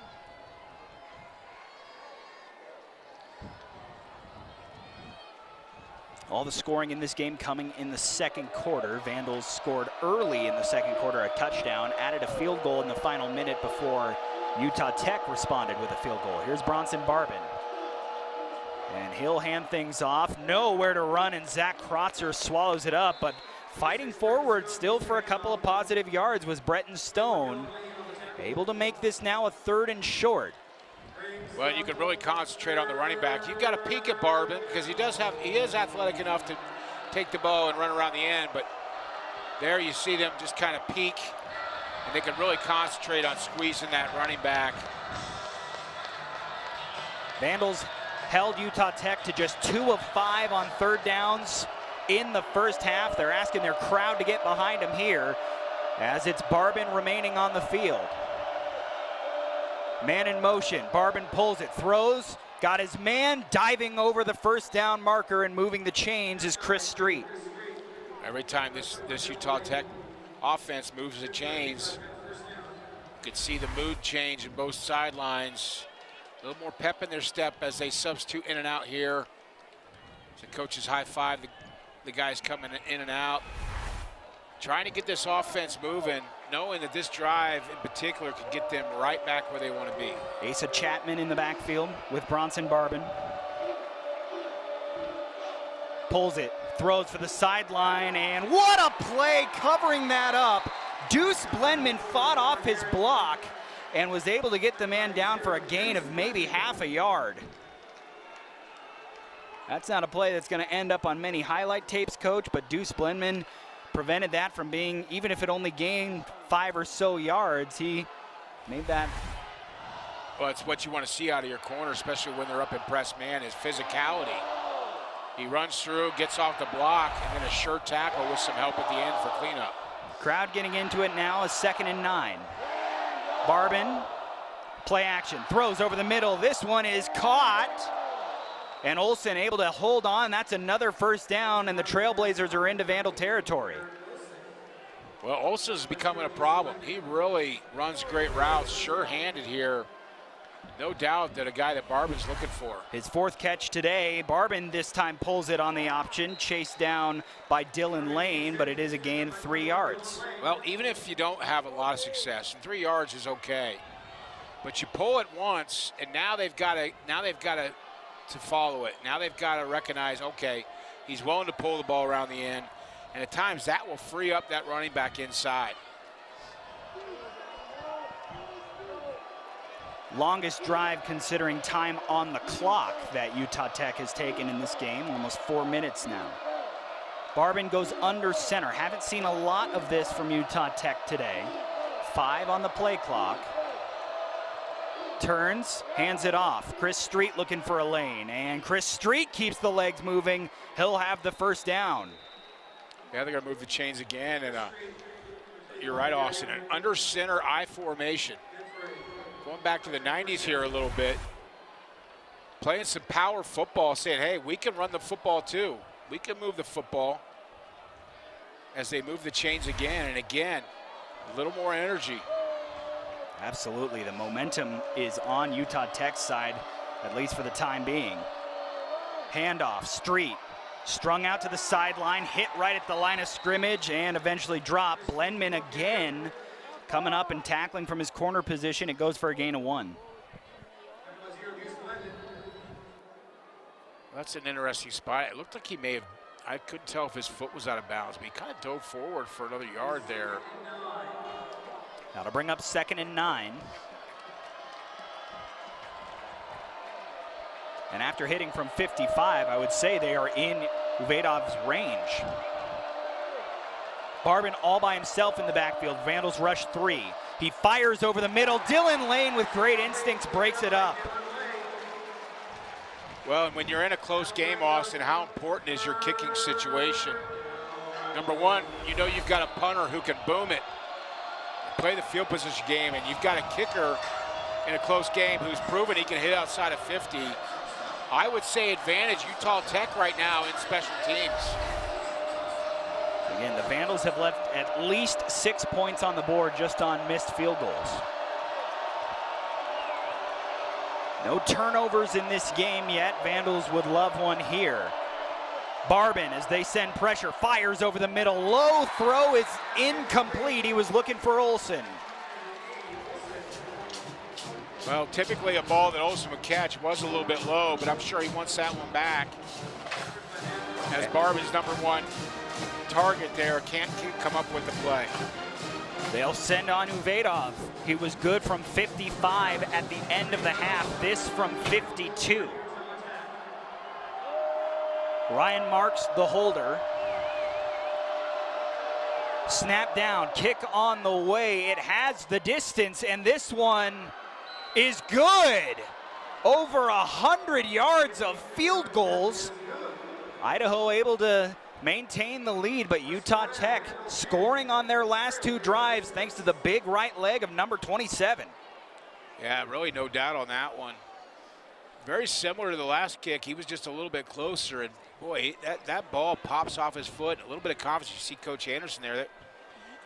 This team is gaining some confidence as they play on in the second half. 10-6, Vandals getting the ball for the first time in the second half when we come back here on SWX.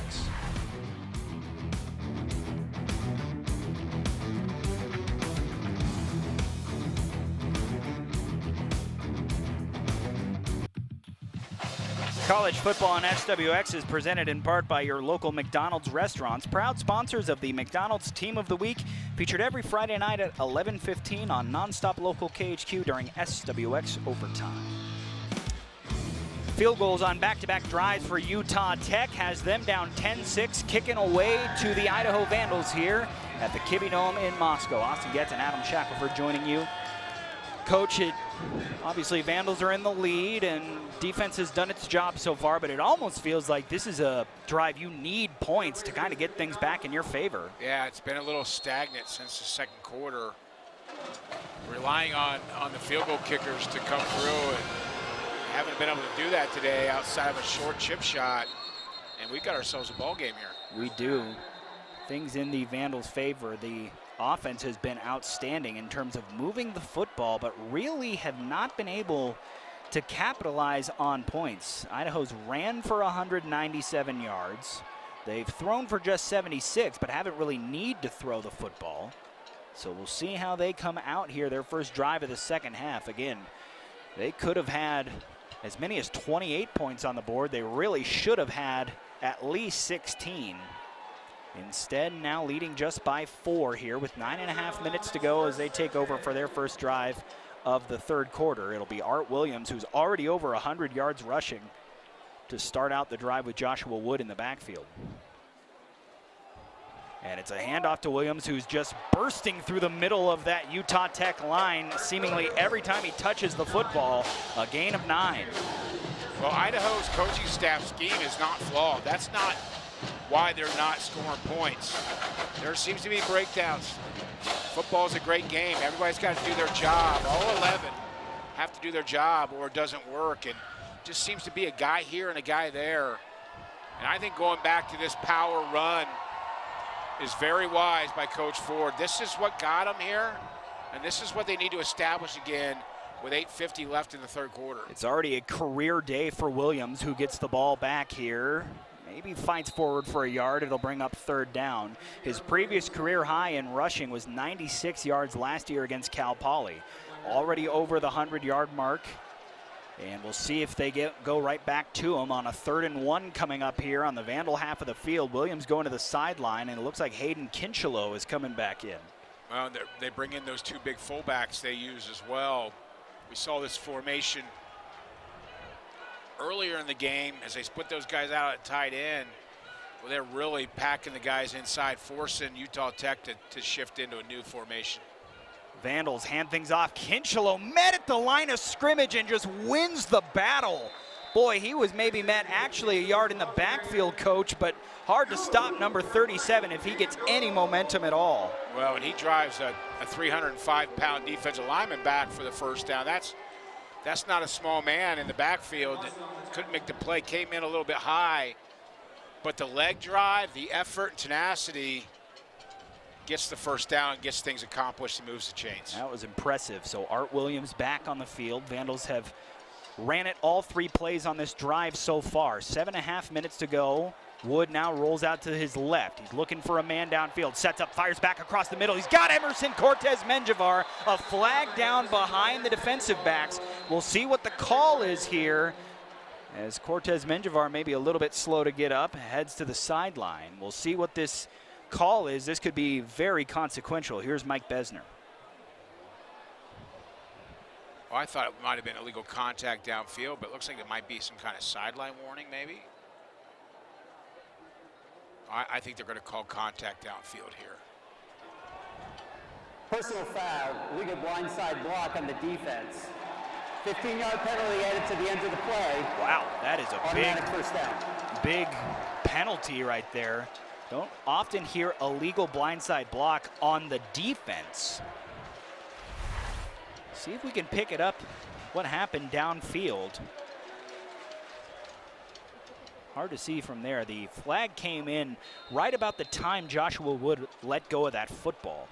Meanwhile, it's a pickup regardless of the penalty with Emerson Cortez Menjivar. We had heard that he was maybe a little bit banged up, so good to see number 7 out there contributing after having such a great week. After the penalty, this ball's inside the Utah Tech 35. Joshua Wood steps up in a collapsing pocket, lets go of it, tipped up in the air and incomplete. He was looking for Tony Harsty.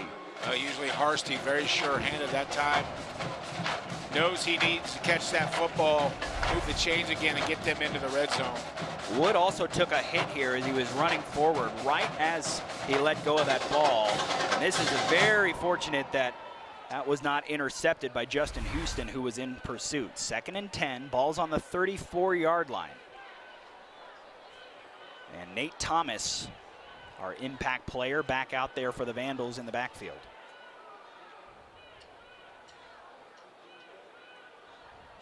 In fact, they will not give it off to him. Joshua Wood pulls it, and Moon Ashby with a good job staying home, forcing Wood to dive for that sideline for a gain of just a couple yards. Well, this is one of those games where, you know, Joshua Woods is not playing poorly. He's not really involved right now in what's going on a whole lot, not getting a lot of opportunities to make plays. I would look for them to maybe move him out of the pocket a little bit more. We saw some nice scrambling ability, spreading them out a little bit in the first quarter on that first drive. Kind of let him do his thing as a dual threat quarterback. Big 3rd down here as the Vandals kicking from this area of the field has not been great. Empty backfield for Wood. Steps up, throws, going downfield. It is not hauled in. What a play, breaking that one up down the field by Devin Perkins. He nearly had Williams, but Perkins was able to jar the ball out. And I think they're going to go for it here on 4th and 7. It would be a 51-yard attempt from here. That would be the longest field goal that they've tried today. And here comes the kicking unit, looking to see who it is. It is Owen Forsman. Owen Forsman, who was successful after Cameron Pope missed 2 field goals, comes out here. This would be the longest field goal of Forsman's career. He is their kickoff man, so he does have a big leg. Vandals got to get this snap off. It's down to 2 seconds. They do. Successful snap, successful hold. Kick on the way. Had plenty of leg, and that one is good. Wow. Owen Forsman from Rathdrum, Idaho. Kicked that one from Rathdrum, Idaho, and it would have been good. 13-6, corresponding field goals to open the second half.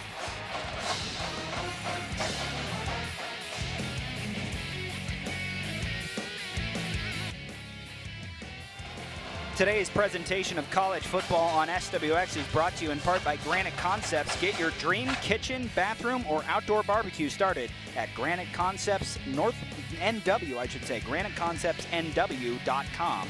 Granite Concepts, beauty set in stone. And by Clearwater River Casino in Lewiston. Play, stay, get away. Coming into this game, Owen Forsman had never officially attempted a field goal in-game for the Idaho Vandals. He's 2 for 2 today, 1 of 24 yards, and then 1 just before the break, officially of 49 yards. And it might have been good from 59. It gives the Idaho Vandals a 13-6 lead with 6 minutes remaining here. So able to get those points back on the board and push it out to a 7-point advantage. Forsman now out to do his typical role, which is the kickoff duty. Sends this one to the end zone stripe, and here comes Bretton Stone with room to run. Bretton Stone out to the 31-yard line, but a late flag coming in. We'll see if this helps or hurts Utah Tech. Well, maybe we just saw why they give Britton Stone the green light to return whatever he wants. Showing some speed, getting back to that wall there, and then a burst right there. During the return, holding on the return team. Yeah, we get a 10-yard penalty. First down Utah Tech. Behind the return man, which is always tough to see. So that'll wipe out some of that return yardage.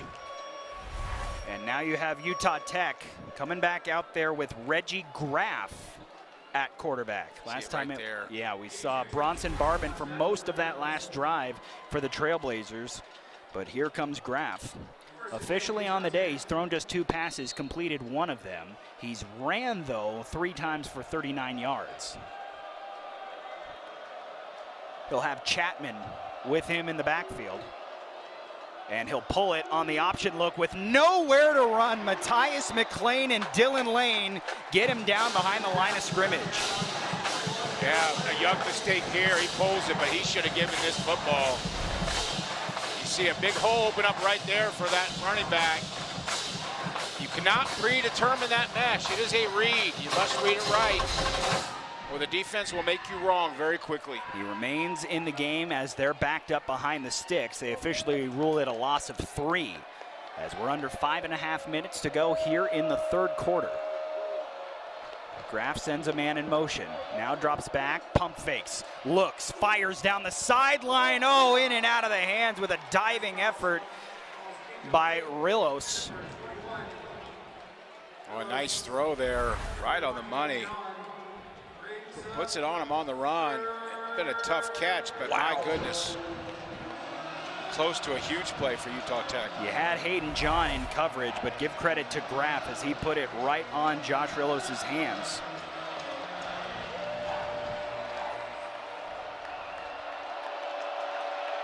Third down, and now Bronson Barbin comes back in. A third down and long in the shadow of your own end zone. Barbin drops back, finds his man, and this is hauled in back at around the original line of scrimmage.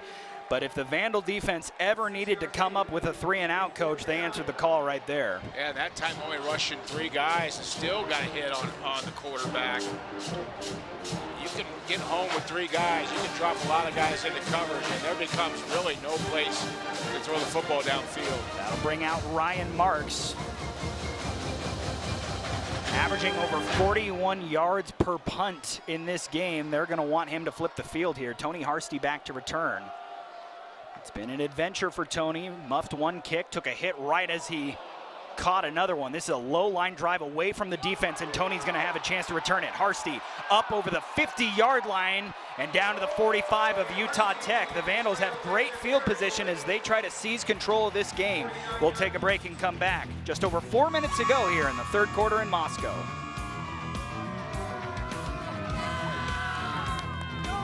WX is brought to you in part by Top Dog Plumbing and Drain. Locally owned and operated, our pledge is to bring you unmatched service and expertise for your home or business. Don't settle for a good dog. Go for the top dog. Idaho Vandals have excellent field position after a 3-and-out by their defense and a good return on a punt by Tony Harsty.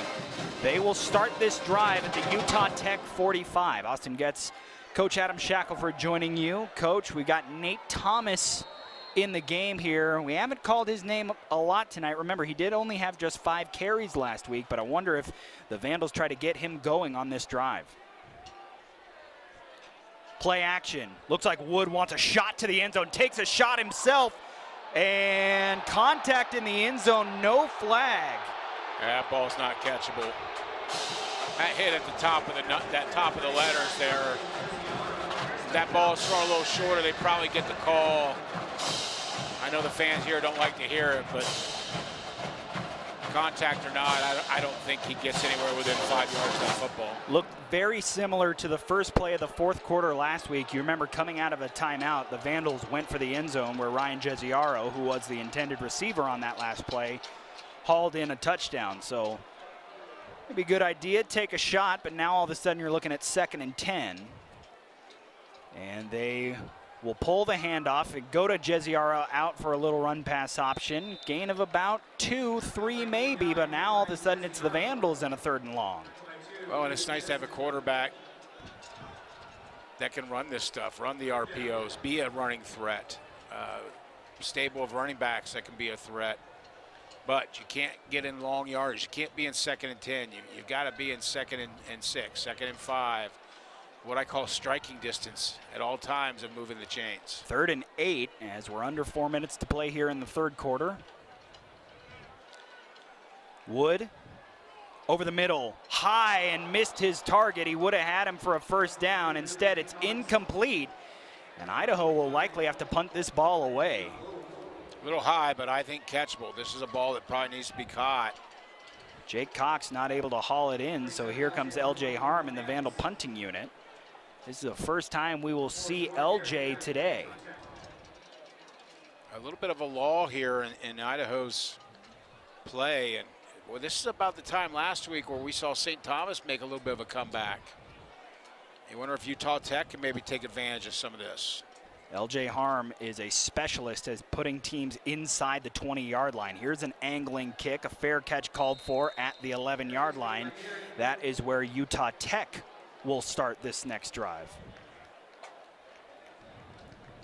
Punting has changed so much over the years. Now these guys are able to pin these guys inside the 10 and force them to fair catch, and they turn the ball over better. They have different styles. The rugby kick is now part of the game, and so many ways to stop that football once it hits this turf.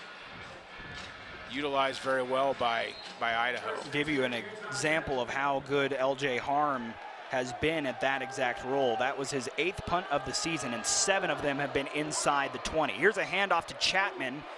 Met right around the line of scrimmage. Cruz Hepburn having a good day. Gets to him there. Well, it's easy to look at this game and say Utah Tech hasn't done much, but the reality of it is there one play and a PAT from tying this football game. Idaho's got to get off the field, get Joshua Woods back on the field and try to extend this lead. Gain of 1. 2nd down coming up. It is Bronson Barbin in the game.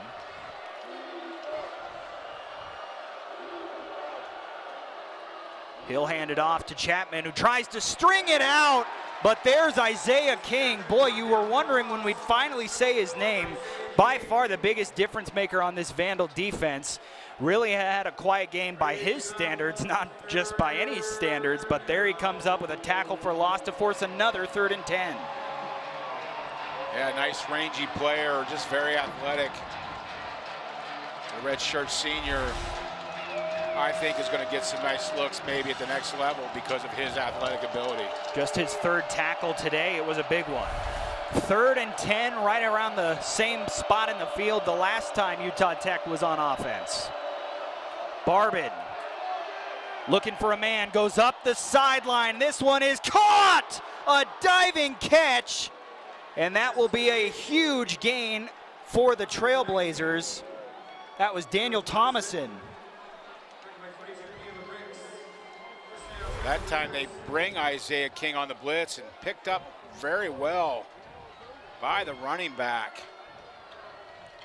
Allows the one-on-one coverage to win on the outside, and a big play, maybe the biggest play of the game for Utah Tech today offensively. Nothing going that time on the carry. That was Daniel Thomason's first catch in this game. It goes for 37 yards and gets them exactly to the Vandal, I should say the 50-yard line. Nobody's 50-yard line. Under 2 minutes to play in the 3rd. Coach, like you were saying, Vandals still in the lead. They've never trailed in this game, but a couple more explosives like that, and we could be back to a new ball game. Barbin goes back under center. It's Chris Street, the running back, who will get the fake. Barbin steps up. Pressure coming from his blind side. He escapes it. And what a run there by the redshirt freshman. All the way up for a 1st down. Well, nice decision. I thought maybe he was going to try to throw the post, but it looked like it was covered pretty well as they go into some hurry-up stuff here back under center. Turns. This time does give it to Street. Street forward for a few yards to the Vandal 35. Slowly keeping into the field, creeping in, to field goal range here. With 31 seconds left in the 3rd quarter. Field goal here does help you. Obviously, they want to score a touchdown, tie this game up, but getting this score to 13-9 sets them up okay going into the 4th here. Here's Barbin.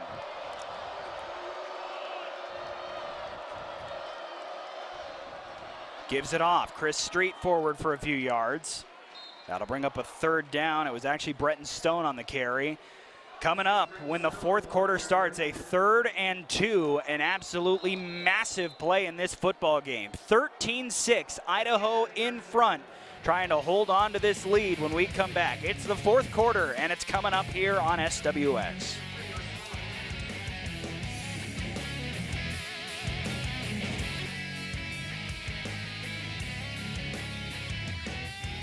College football on SWX is sponsored in part by Dr. C Family Dentistry. Complete care for every smile at every stage.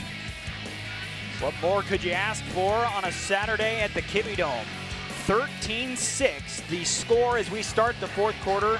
The Idaho Vandals in front of the Utah Tech Trailblazers facing a 3rd down and 2 to start this fourth quarter. Austin Getz, the coach Adam Shackelford joining you. Coach, feels like there has not been a play bigger than this one so far in the game.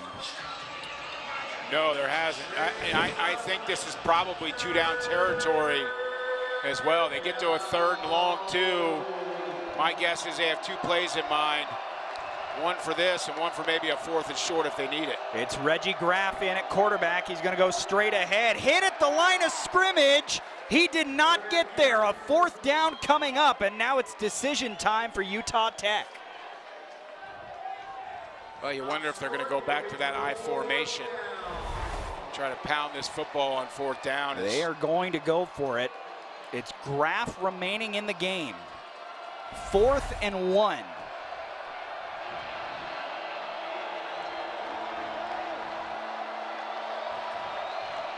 Idaho has thrived in these situations over the past few years. Graff hands it off. Chris Street with plenty of room to move the chains and then some, but a flag in the backfield. This could be coming back. Yeah, we're going to have a hold on the backside guard or an illegal chop block, one or the other. There's a pile up. A lot of times the center will attack high and that guard can come low. Personal foul, chop block. 16-79. 15-yard penalty. And that's big because not instead of a 10-yard holding penalty, Coach, it's 15 yards, which will move them to the edge of field goal range, even for Uvedov, who has been excellent. Yeah, and let me explain that quickly. You can go low on a defensive lineman, but you cannot go low if there's already high contact on that defensive lineman. That's where the chop block comes in. You've got a 1 yard on either side of the ball for those offensive linemen where they can cut block. They can work through the knees and thigh boards, but if someone's high in contact with a defensive lineman at the same time, it's a 15-yard penalty. That's an excellent call by this officiating staff. That's going to push them back to the 44-yard line. So if you did try a field goal from here, it would be 16 yards. 16 yards. I flipped the numbers around. 61 yards. 16 yards ain't that difficult of a field goal. I'm not sure it's completely out of his range. As we're going to get a delay of game. I think they're going to try to move the ball back 5 more yards so they can punt this thing away, knowing how strong the leg of their punter is. Yeah, so they're going to take the delay of game, which Idaho does not have to accept. In fact, they do decline it, so that'll send out Ryan Marks. Or maybe not. Maybe they did walk it off. I thought I saw Court Dennison waving his arms like they wanted to decline it. Instead, Marks will get the extra 5 yards.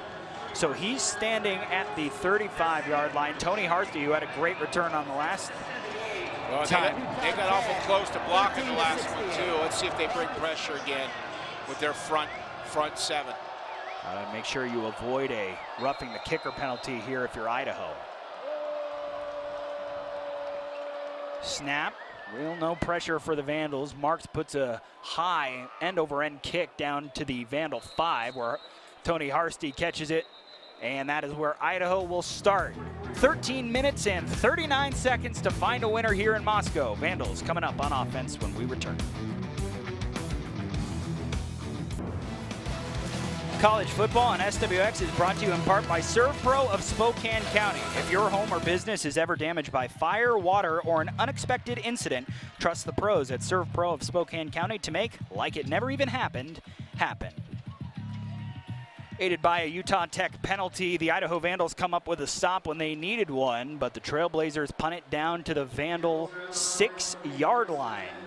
Austin Getz, Coach Adam Shackelford with you. Coach, long ways to go for the Vandals, but if you go back to some of those drives in the first half that took a lot of time and eventually ended in points, that's what you got to think the Vandals are hoping to draw up here as they go to Art Williams, who's having a career day, goes forward for positive yardage.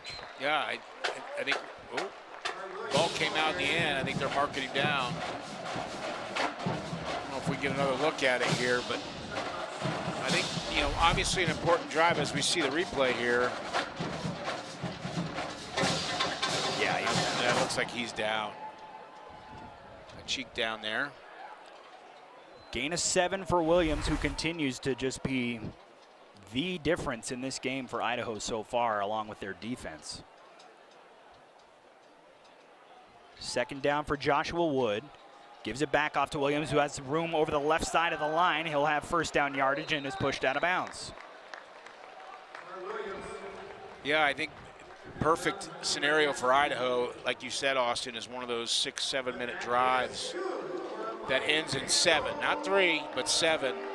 Really put the pressure on Utah Tech to come back at that point down 2 possessions. Their lone touchdown drive, if you remember, took 14 plays, went 70 yards in 7 minutes and 40 seconds. Actually ate up the remainder of the first quarter and bit into some of the second as well. Fresh set of downs. Williams remains in the game with Wood. And they go right back to him. Stutter steps at the line, following his tight end. Trailblazers do a better job of stringing him out this time, but Williams still able to fall forward for 4 yards. Well, and this is also the point in the game last week where Woods pulled the ball a couple times around the end for some big plays. But they sure are running that zone read a lot and handing off. I think at some point he's going to pull that thing, run around the end. Under the 12-minute mark now. Vandals in front with the ball. A 2nd and 6 coming up as Art Williams continues to add to an outstanding day. Now 16 carries for 144 yards. Nate Thomas now in the game for the Vandals. And Wood pulls it out, but instead is going to throw. He's got Emerson Cortez Menjivar, who gets close to the first down marker but is down. And it'll bring up a 3rd down, and Utah Tech has their opportunity to force Idaho into a punt. Yeah, definitely not 2-down territory here. Are they going to stop here? They're going to get a punt situation for Idaho, you would think. Finding a way to stay relevant in this football game. They know how important this drive is. Can't give up any points here as they substitute a full D line in here for what they believe is going to be an inside short yardage run. And they bring in the short yardage back, Hayden Kinchelow. Huge 3rd down. Kinchelow straight ahead, straight forward, and has enough for the first down. You need 3 yards. You call number 37, Coach. He'll get them for you any way he can. Well, and a first down there means another 40 seconds off the clock, which is big as well. Idaho this season have been clock grinders. You do not want to get behind on this football team. You get behind 2 possessions in the 4th quarter against this offense, you're in big trouble because they do not give the ball back very easily. Idaho now 230 yards rushing. They have dominated on the ground in this game. Wood pulls it this time, and he's got room. Coach had called for it. He's up into the 2nd level, and he's across midfield, holds onto that football. Joshua Wood, he sets it up like a boxer using that jab, and there came the big overhand right. Yeah, you'd say, oh, you'd like to see it more. I know you have to protect your captain, your star a little bit. But again, this is just a great read. I love guys who want the football in their hand when times get tough, when you need a big play. That's why that C is on that young man's chest. He's a leader, he's a captain. He's very effective at what he does on the football field. Now 9 carries for around 50 yards for Wood. As the clock now under 9.5 minutes, the Vandals into Utah Tech territory. The handoff is to Nate Thomas. He's wrapped up around the line of scrimmage, but falls forward for positive yardage. Devin Perkins coming up and making the tackle there for the Trailblazers. No hurry right now by Idaho, and why would you? A great job, again, by this coaching staff. These players understand environment. They understand situational football. They understand, listen, I'm going to get up slow. We're going to take our time. We're going to burn every second we can, and we'll try to punch it in here at the end and take this game home. There hasn't been any snap that has come before there was less than 10 seconds on the play clock. Dalen Love with a big play there for Utah Tech that's going to force Idaho into a 3rd and long. By the time they snap this ball, it'll be around 8 minutes. Vandals have been very good on third down in this game. At least they started that way. Since then, it's been a bit of a struggle. Still 6 for 12, so 50% on third down. Look for them to get Woods here, maybe out of the pocket, run some kind of roll out to his throwing side, or they've got 4 wide receivers, some kind of curl over the middle for the first down. Wood pulls it, goes forwards, got good yardage, but he's short by about 2 yards. Big decision here. You have LJ Harm, you can pin them deep. However, you're very good running the football, especially in short yardage. We'll see what they do. Art Williams is coming off the sideline. The Vandals are at least showing like they're going to go for this. Well, and there's no hesitation. There was no discussion. Coach Ford said, send in the big boys. And this is, you know, I thought this was going to be fourth and now we get a timeout. I think this is a little farther than everybody thought. I thought the spot was closer to the 40-yard line. Must have been a knee or something down early.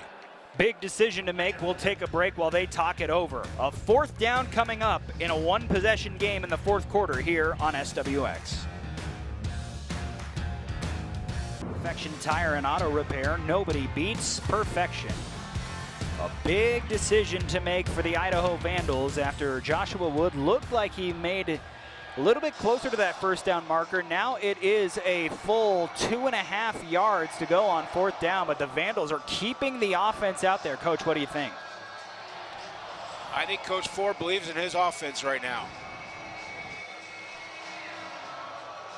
I think after last week he said, listen, I don't want this to come down to one last possession unless it has to.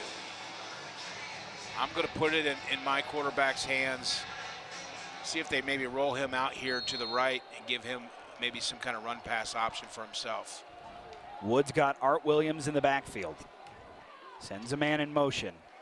Drops back, looking, firing over the middle. Got his man! First down, it's Ryan Jesiaro. Boy, that is a big-time throw as Jesiaro gets up a little slow here. I think he landed on the ball, maybe had the wind knocked out of him.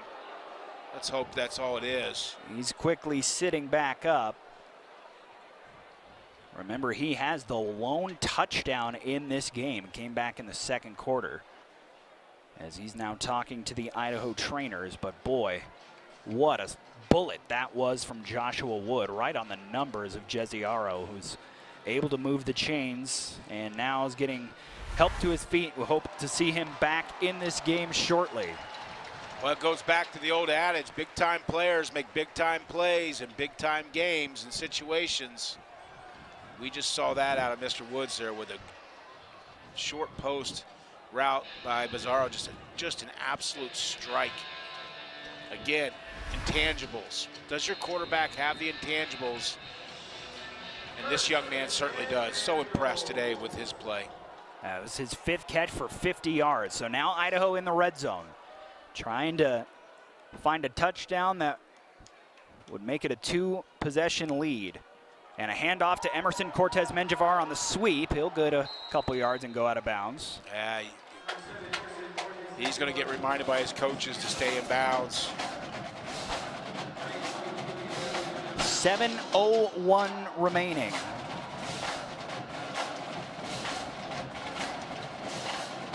The clock ticks down under that 7-minute mark. Idaho moving methodically as Art Williams still in the backfield with Joshua Wood.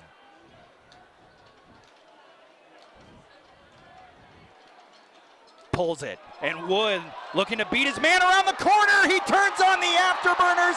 Touchdown, Idaho. Deja vu. It was last week where he set it up and then pulled it for a touchdown late in the 4th quarter. He's done the same here. Yeah, just taking advantage of some aggressive play there by the outside linebacker, Will Alava. A great game, all games, been very active. That time a little too active. He's got quarterback responsibility on the zone read, and he peeks his head, takes one too many steps inside on that running back, and Woods pulls it, takes it around the end. And what sets that up? A great day by the stable running backs we've had. Another long clock-eating drive that ends in a touchdown. The Vandals lead by 14. Utah Tech, time winding down. We'll see if they have an answer as Joshua Wood gives his team a 20-6 advantage. Telecast is an exclusive presentation of Learfield under the broadcast rights granted by the University of Idaho. Reuse of this presentation is prohibited without the express written consent of the University of Idaho and Learfield. A 12-play, 94-yard drive capped by that man Joshua Wood running it in for a touchdown has Idaho up 20-6. And coach, while the touchdown is outstanding, what the Vandal coaching staff is almost equally happy with, it took 7 minutes and 12 seconds off the clock. It's exactly what you said when they were back on the 6-yard line. You called it exactly what they needed, finishing with 7. An ideal drive for the Idaho Vandals. Now Utah Tech has to go quick here as they're down 2 scores in the fourth quarter. They'll have a touchback to start a drive here. Throwing the ball has not really been the success for them today. Their offense has been stifled really any way you look at it. 118 yards throwing the ball. Though they were able to go quick, remember, at the end of the first half and get down into field goal range. So we'll see if the Trailblazers are able to get this ball moving quickly. And you look how teams are built. They're not built to come back from two possession deficits. Bronson Barbin in to start this drive. Steps up, throws, and it's a little bit wide. That was almost in the range of something that could be intercepted. That time it was Eric Olson actually making a good defensive play and just swatting that one down to the turf. One thing do want to give Bronson Barbin credit for, Reggie Graff as well. They have been plagued by turnovers, including 5 interceptions this season. No turnovers in this game so far. A handoff up the middle for a couple of yards. That'll bring up a 3rd down for the Trailblazers. And Idaho trying to get them quickly off the field. Almost think, though, unless it's a major loss of yardage, you're in 4-down territory already. I would say that the way Idaho can eat up the clock, this is 4th and 3. I think they go for it. Barbin drops back.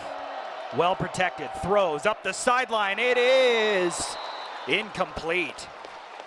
Boy, how is that not picked off? Screaming up from his position was Matt Irwin, but not able to haul it in. And unfortunately for Utah Tech, this is the right call. On 4th and 7, you got to punt this football away. Try to pin them deep. Maybe use your timeouts a little earlier than you want to. Try to get this football back around midfield. So Ryan Marks called on to punt once again. Idaho has got to be happy with this defense. This is an offense that came in averaging close to 30 points a game, and the Vandals have held them to 2 field goals. Fake punt thrown, and it will be picked up. Ryan Marks flipped it out to the flat, and that's where it was grabbed for a 1st down. Daniel Thomason, wow. Well, they ran a motion in and lined a guy up inside. You see which made a different guy eligible. It's a nice design fake punt. I kind of thought they may try something once I saw that motion. Just a well-designed play. So it gives Utah Tech life for the moment. Barbin steps up, throws over the middle, delivers a strike that's hauled in for a gain of about 8 by Dejon Harrison. Now they're going to hurry up a little bit, set the tempo here of this game, knowing they've got to score quick and get the ball back. Under 5 minutes to go, 2nd and short. Barbin, pressured immediately, throws for the sideline, and that will be incomplete, brings up a 3rd down. Well, a lot of people probably think, well, is that intentional grounding? Because he was outside the pocket and he got the ball past the line of scrimmage, that's a safe play for the quarterback to protect himself. 3rd and short. Nothing off the table for Utah Tech. We just saw him run a fake punt.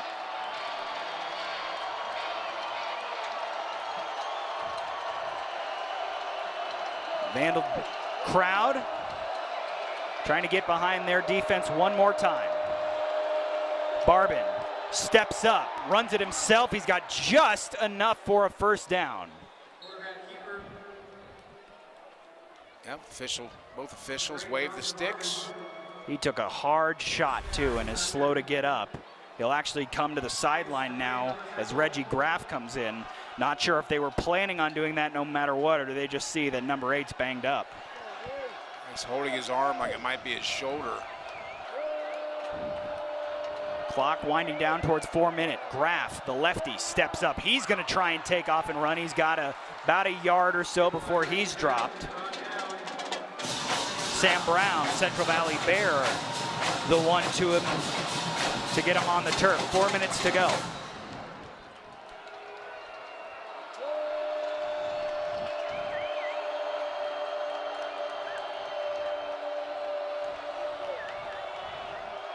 Graff handles a low snap, throws it out to the flat where it's caught but immediately dropped after it was Harrison to haul it in. Third down coming up. Yeah, and dropped in bounds. Good job by Idaho there to keep him in bounds. So another third down for Utah Tech. They're 5 of 12 in this department, but obviously 4 down territory now. Graff steps up, throws over the middle, incomplete, missed his man as it was Thomason who caught the fake punt that kept this drive alive. New personnel coming in for Utah Tech, but they're obviously going. Not a bad throw. Looks like Thomason wasn't ready for it. Couple nice throws there by Graff. Fourth down, feels like this is the game. If the Trailblazers want any hope, they got to pick this up. Remember how dangerous Graff is with his legs. He throws it out, and he's got Chapman. Collision. He's got it. Gets the nose of the football across the line to gain, so that will keep this Utah Tech drive alive. But the Vandals not allowing any chunk plays, just kind of yards here and there as we're down to 3 minutes. Yeah, Vandals need to keep everything in front of them. Come up, try to keep them in bounds, tackle. Snap. Graff evades a rusher, evades another, goes forward for about 5 yards. Well, you can evade a lot of things in life, but you're not going to evade Isaiah King. Rangy, athletic, just a specimen.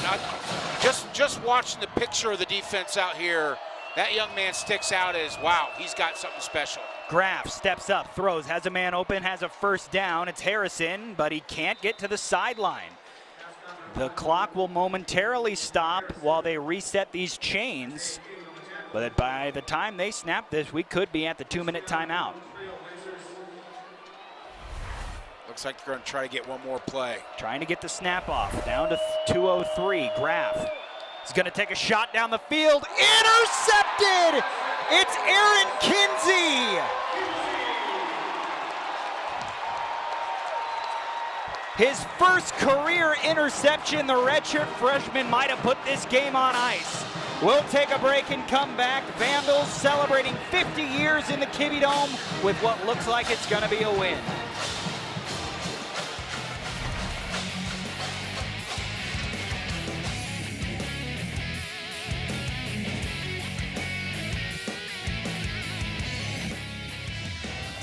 Today's play of the game brought to you by Best Western Plus University Inn, the premier lodging property on the Palouse in Moscow. And you saw it just a moment ago. Aaron Kinsey flying out of frame to come in and get his first career interception, Coach. Yeah, I love to see it. Everybody up in Spokane, remember Aaron Kinsey as a quarterback from Rogers High School. A lot of fans up there happy to see one of their GSL young men saving this game and putting it away here, looks like, for Idaho. It also used up the 2-minute timeout. That was the last play that Utah Tech was able to snap the ball before the 2-minute mark. Here's Joshua Wood pulling it and just diving down, making sure to cover up the football. Trailblazers will start using their timeouts. They had 3 remaining. They just used their first. Another good decision there by the captain of the offense, who's now just about 7 yards away from 100 yards rushing on the day.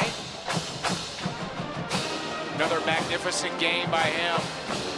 The other thing we don't talk about enough is he doesn't turn the football over. He doesn't always make the big play.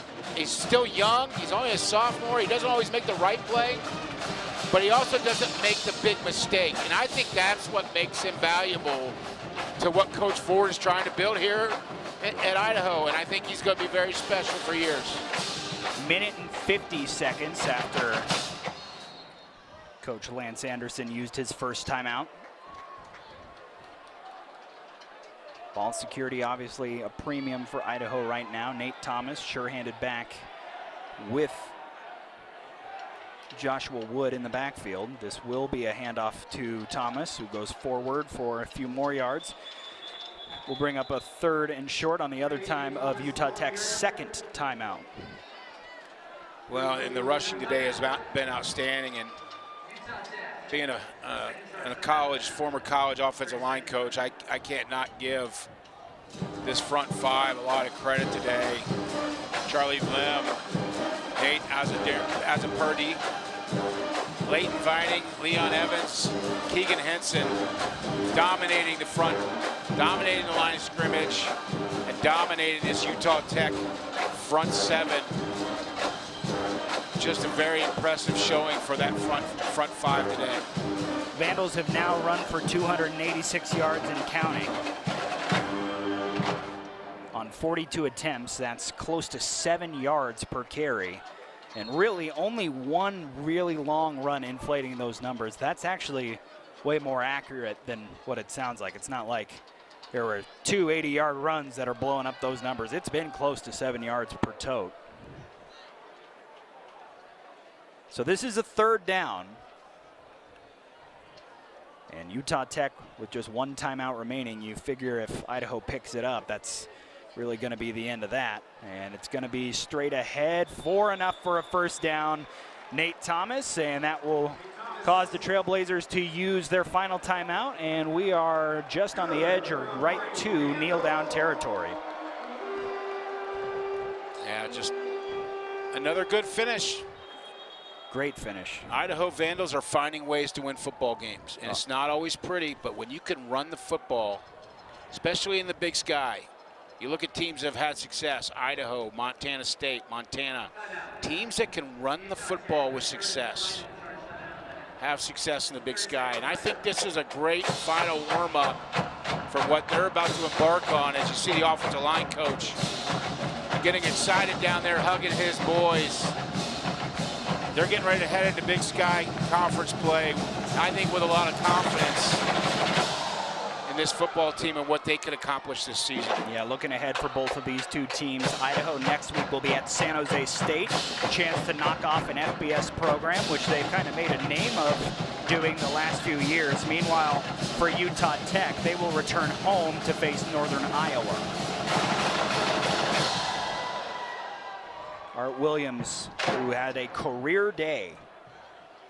Well, and let's give Utah Tech some credit. Absolutely. They have a tough schedule. They are not backing down from anybody. Northern Iowa is a good football team too. Little bit of pushing and shoving afterwards here. Seems like cooler heads have prevailed down there. As the clock will run, the Vandals will need to snap this a few more times, but just a really impressive performance. And coach, something I'm noticing for the last, especially a game against Washington State, and then also through these last 2 weeks against St. Thomas and now Utah Tech, the Vandals are a very good second half team. Now you never want to get off to a slow start, but the Vandals seem to really do their damage in the second half of games. Well, and let's give credit again to this coaching staff. That means adjustments are being made. That means they're saying the right things at halftime. They're looking at what Utah Tech and their opponents are trying to do to them, and they're making changes. That's a credit to the coaching staff and the effort of these young men in yellow jerseys today. We're under 40 seconds. The Vandals will need to snap it one more time, and this game will be in the books. Idaho improving to 2-1 on the season, 2-0 against fellow FCS opponents. Utah Tech will meanwhile go 0-3, but their record does not reflect how hard they have played their trio of Big Sky opponents to start this season. And remember, this will be a conference game starting next season. Vandals back on offense, and back with a knee on the ground is Joshua Wood, and that will do it. This one ends a 20-6 win for Idaho, who have won their last 8 games here at the Kibbie Dome as they celebrate 50 years in this building with another win. Let's name our player of the game, brought to you by Findlay Downtown Toyota on 3rd Street. If you're looking to score the best deals on your favorite Toyotas, come to Findlay and coach. A lot of candidates for Idaho, but Art Williams just dominated on the field today. Yeah, you know, it's not always flashy when he gets the football, but it sure is fun to watch. Kind of what we call in football maybe a little bit of a throwback player. Gets the tough yards, gets the big yard, and here's that big 70-yard explosion. Not quite able to finish, but boy, I love the effort, and I love the style of his play and everything he brings to this offense. 16 carries for 144 yards. Didn't find the end zone, but found a lot of room to run. Remember to tune in to SWX next Saturday for more college football as the Eastern Washington Eagles welcome the Leathernecks of Western Illinois to the red turf of Roos Field. Kickoff set for 4 o'clock. Eagles and the Leathernecks live next Saturday only on SWX, your home for local sports. And wanted to let you know that the proceeding has been a Learfield presentation of the Vandal Sports Network. That's going to do it for us here at the Kibbie Dome. For my broadcast partner, Adam Shackelford, for our entire SWX broadcast team, I'm Austin Getz saying, hey, let's do 50 more years in this building, and thanks for watching us here on SWX. A 20-6 victory for the Idaho Vandals, who improved to 2-1.